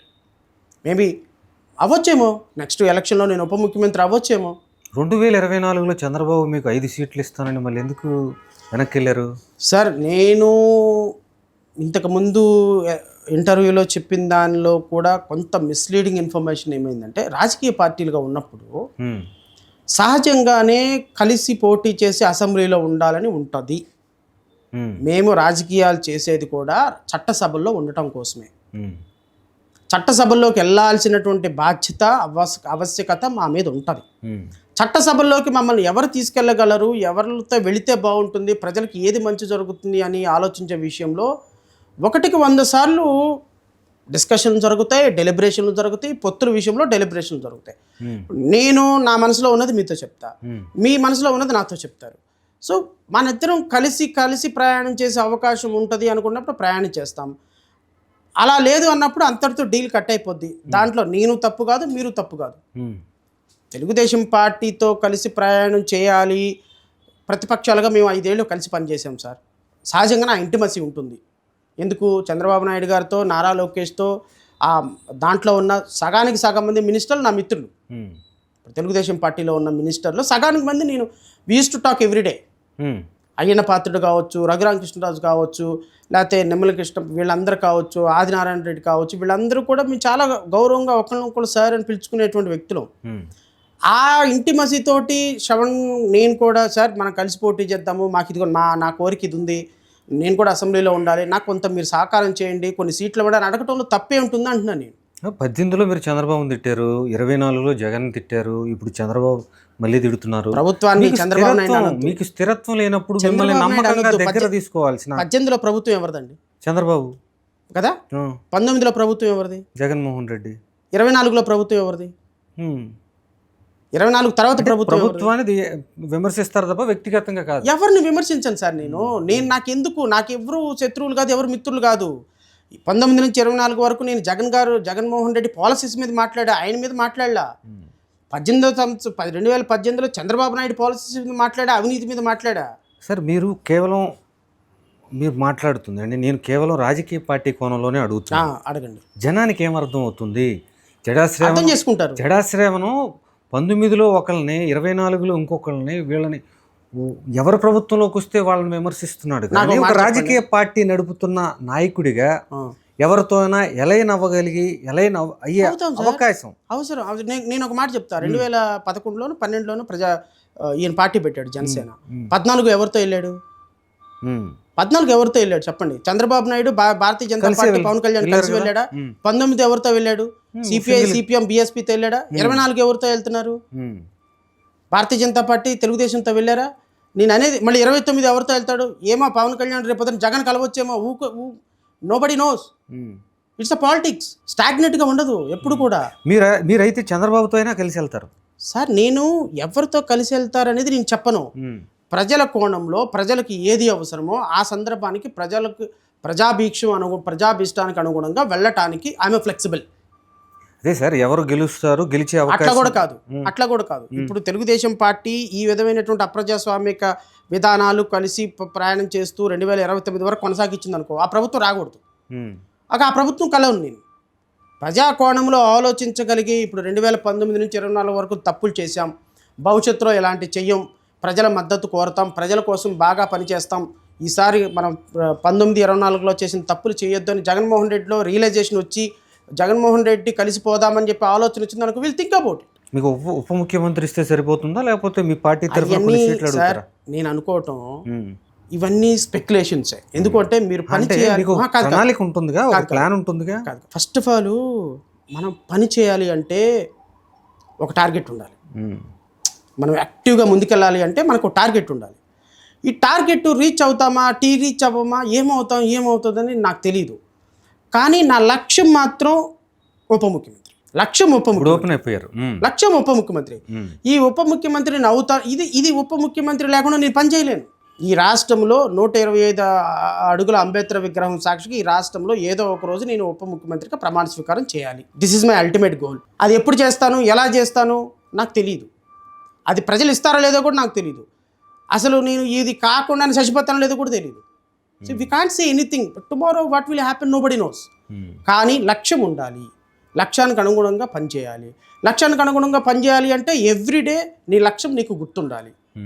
రాజకీయ అడుగులు ఉండాలి. ప్రజాక్షేత్రంలో ప్రజలకి నష్టం జరగకుండా ప్రజల తరపున ప్రశ్నిస్తూ మన ఐడియాలజీ పక్కకి వెళ్ళిపోకుండా మనం ప్రజల తరపున నిజాయితీగా రాజకీయాలు చేయడానికి ప్రయత్నం చేయాలి. ఐపీఎస్ సునీల్ కుమార్ ఒక కొత్త ప్రపోజల్ పెట్టారు, కాపులు దళితులు కలిసి ముందుకెళ్తే బాగుంటుందని. అట్లాంటి ఆలోచన మీకు ఏమైనా ఉందా మరి? అంటే నేను ఎవరి ప్రపోజల్ని ఎవరి దాన్ని తప్పు పట్టను సార్. తప్పేం లేదు. ఎందుకంటే ఇట్ ఈస్ నీకు ఇండిపెండెంట్ థింకింగ్ సార్. అది నీకు రాజ్యాంగం ఇచ్చిన హక్కు. నువ్వు ఎవరితో కలవాలనుకుంటావో కలిస్తే అవుతుంది. ఇప్పుడు ఈ అమ్మాయి ఎవరు, లక్ష్మి, మగధా న్యూస్ అమ్మాయి, సీఎం చాక్లెట్లు కావాలా నాయనా అని ఒక పెద్ద ఎపిసోడ్ చేసింది. అది ఎంత తప్పో తెలుసా? ఒక ఆలోచన, ఒక థాట్. అది థాట్కి బేస్ ఏముంటుంది? ఒక కవి ఎలా అయితే ఆలోచిస్తాడో అలా ఆలోచించాడు ఆయన. కాపులను దళితులు కలిస్తే బాగుంటుంది, మీరు సీఎం తీసుకోండి, తప్పే ఉంది. ఈ రెండు అధికారాలకు ఇప్పుడు దాకా రాలా. అధికారం రానిది 78 సంవత్సరాల నుంచి 2 కులాలే అనుభవిస్తున్నాయి. 78 సంవత్సరాల తర్వాత కూడా మనకు అధికారం రాకపోతే ఎట్లా? మీరు ఉప ముఖ్యమంత్రి తీసుకోండి, మాకు ఉప ముఖ్యమంత్రి ఇవ్వండి, మీరు ముఖ్యమంత్రి తీసుకోండి అన్నాడు. It is a proposal sir. తప్పేం లేదు. అది యాక్సెప్ట్ అయితే యాక్సెప్ట్ అవుద్ది, ప్రజల్లో ఉంటుంది, లేదంటే పక్కకి వెళ్ళిపోతుంది. అంతేగాని అది ప్రపోజల్ పెట్టిన ఆయన్ని పట్టుకొని ఇష్టం వచ్చినట్టు తిడితే కరెక్ట్ కాదు కదా. నేను ఉప ముఖ్యమంత్రి అవ్వాలనుకుంటున్నా, అది నా ఆలోచన, నేను దానికి రకరకాల ప్రపోజల్స్ పెడతా. అది మెటీరియలైజ్ అవుతాయి, మెటీరియలైజ్ అవ్వకపోతే పక్కకి వెళ్ళిపోతాయి. అంత మాత్రం చేత నేను పిచ్చోండి కదే. సో అధికారం మా దగ్గరే ఉండాలి అనుకోవటం తప్పు. మేము మాత్రమే అధికారానికి సొంతం అనుకోవటం తప్పు. నేను మాత్రమే అధికారం, నేను సినిమా స్టార్ను కాబట్టి నాకు నీకేం స్థాయి ఉంది, పవన్ కళ్యాణ్ విమర్శించే స్థాయి అంటే పవన్ కళ్యాణ్ విమర్శించడానికి స్థాయి ఎందుకండి? పవన్ కళ్యాణ్ విమర్శించడానికి ఈ రాష్ట్రంలో ఈ దేశంలో ఓటర్ అయితే చాలు. బికాస్ పవన్ కళ్యాణ్కి శాలరీ వెళ్తుంది నా డబ్బుల్లో నుంచి. పవన్ కళ్యాణ్ ఉప ముఖ్యమంత్రి పదవిగా ఆయన ఈరోజు Z+ కేటగిరీలో వెళ్తున్నారంటే నా డబ్బుల్లో నుంచి. కాబట్టి విమర్శిస్తాను నేను. ప్రజాస్వామ్యం ఇది, దానికి స్థాయి ఉండాల్సిన అవసరం ఏముంది? రాజకీయాలకు అనుగుణంగా ఆ సందర్భానికి అనుగుణంగా నిర్ణయాలు తీసుకొని వెళ్ళిపోవాలి తప్ప మనం భవిష్యత్తులో ఇది అవుతాము ఇది అవ్వము, ఈ పార్టీతో ఉంటాం ఆ పార్టీతో ఉంటాం. నాకు మాన్యశ్రీ కాంచీరామ్ రాజకీయాలు ఆదర్శం సార్. అధికారం కోసం కుక్క వస్తే కుక్కనెక్కుతా, గాడిద వస్తే గాడిద ఎక్కుతా, గుర్రం వస్తే గుర్రం ఎక్కుతా. అంటే ఏ పార్టీతో వెళ్ళాలో కూడా ఇప్పుడు కూడా నేను అవ్వను సార్. నేను అవ్వను. ఏ పార్టీతో వెళ్ళాలి అనేది నాకు ఒక ఆలోచన, ఏ పార్టీతో వెళ్ళకూడదు అనేది. రాజకీయాల్లో నాకు శత్రువులు ఎవరు లేరు, మిత్రులు ఎవరు లేరు. ఒక పాలసీ ప్రభుత్వం తీసుకుంటే అది తప్పైతే మాట్లాడతాను. నేను అంటున్నాను, మీరు నిజంగా ఏదో ఒక పార్టీతో కలిసి వెళ్ళారని అనుకున్నాం. రేపు మళ్ళీ స్వపక్షంలోనే విపక్షంలాగా మీరు వాయిస్ మళ్ళీ రేస్ చేస్తారేమో అనే ఆందోళన కూడా ఉంటుందిగా. నమ్మకంగా మీరు ఎక్కడ నిలబడతారు స్థిరత్వం లేనప్పుడు అంటున్నా. ఇప్పుడు పవన్ కళ్యాణ్ ఉన్నాడు సార్. పవన్ కళ్యాణ్ గారు ఇనీషియల్గా ఒక 14-13 నెలలు బాగా వాయిస్ రేజ్ చేశారు. తర్వాత డబ్బులు తీసుకుని ఆగిపోయారు. అలా వాయిస్ రేజ్ చేయటం తప్పే, డబ్బులు తీసుకుని ఆగిపోవడం కూడా తప్పే. ఒక ప్రభుత్వంలో ఉన్నప్పుడు ప్రభుత్వం కలెక్టివ్ రెస్పాన్సిబిలిటీ. ఒకవేళ నేనే కనుక ప్రభుత్వంలో ఉంటే ఒక్క సందర్భంలో కూడా ఈ ఫెయిల్యూర్ ముఖ్యమంత్రిది అని నేను అనను. బికాస్ ఈ ప్రభుత్వంలో ఉన్న తర్వాత కలెక్టివ్ రెస్పాన్సిబిలిటీగా ప్రతి ఒక్క అంశాన్ని, అది మంచి జరిగితే మంచి తీసుకోవాలి, చెడు జరిగితే అందరూ బాధ్యత తీసుకోవాల్సింది. భరోసా ఇస్తారు నా వల్ల ఎటువంటి ఇబ్బంది లేదని. ఎందుకంటే అది కాదు. నేను ఒక మాట చెప్తాను సార్. నేను 2000 జడ్జిగా ఒక 10 ఏళ్ళు పనిచేశాను సార్. ఇప్పుడు నన్ను చూసి మీరు ఏమనుకుంటారు, నేను చాలా అవుట్ స్పోకెన్ అనుకుని ఉంటారు కదా. అంటే నేను జడ్జిగా చాలా హైకోర్టు నన్ను అక్షంతలు వేసి ఉంటుందేమో, జడా శ్రవణ్ కుమార్ యాటిట్యూడ్ని బట్టి అని అనుకుంటారు కదా. మీరు నమ్మండి, నేను చాలా చాటర్ బాక్స్. అంటే నేను ఎప్పుడైనా 10 మంది దగ్గర కూర్చుంటే 90% నేనే మాట్లాడతా, 10% వాళ్ళు మాట్లాడతారు. ఓకేనా? కానీ ఒక జడ్జికి ఒక క్వాలిటీ ఉండకూడదు. Because judge is being paid to hear the case, advocate is being paid argue the case. నేను నా 10 సంవత్సరాల కెరియర్లో బెంచ్ మీద కూర్చొని న్యాయమూర్తిగా వాదనలు వింటున్న సందర్భంలో రోజు మొత్తంలో 2 సార్లు 3 సార్లు నోరు తెరిచి అడిగేవాడిని, ఏంటండి దీనికి ఏమన్నా సమాధానం చెప్తారా అని. I never ever open my mouth being a జడ్జిగా. మీరు ఎంక్వైరీ చేసుకోండి ఎవరినైనా సరే, ఎవరి దగ్గర. ఎందుకంటే జ్యుడిషియరీ ప్రిన్సిపల్ అది. నువ్వు దాంట్లో ఉండలేనంటావు, బయటకు వచ్చాయి అంతవరకే. But you should not disturb the position where you SIT. And 10 సంవత్సరాల్లో ఐఎమ్ ఛాలెంజింగ్ ఇట్. హైకోర్టు నుంచి ఈ పని ఎందుకు చేసావు Shravan, beyond your law, beyond your authority, explain అని ఒక షోకాజ్ నోటీస్ లేదు. ఎందుకు లేదు అంటే నేను ఎక్కడైతే ఏ స్థానంలో ఉంటానో ఆ స్థానాన్ని గౌరవిస్తా, ఆ ప్రిన్సిపల్స్ని గౌరవిస్తా. RRR లాగానో కొలికిపూడి లాగా ఈ పిచ్చి బ్యాచ్ లాగా నేను ఎప్పుడు మాట్లాడను. ఒకవేళ నేను ప్రభుత్వంలో ఉంటే ప్రభుత్వంలో తప్పులన్నీ నావే, ప్రభుత్వంలో ఒప్పులన్నీ మావే. It is a collective responsibility. Even నాకు ఇబ్బంది అనిపించినా కూడా నేను ప్రభుత్వంలో ఉన్నంత వరకు కలెక్టివ్గానే మాట్లాడతాను తప్ప ఇదేంది ఎటు చేశాడు, అదేంది అటు చేశాడు అని పిచ్చి మాటలు మాట్లాడను. Because I know the business rules, I know the principles of natural justice, and I know how to behave in the public domain. All the best, sir. Thank you very much. Thank you.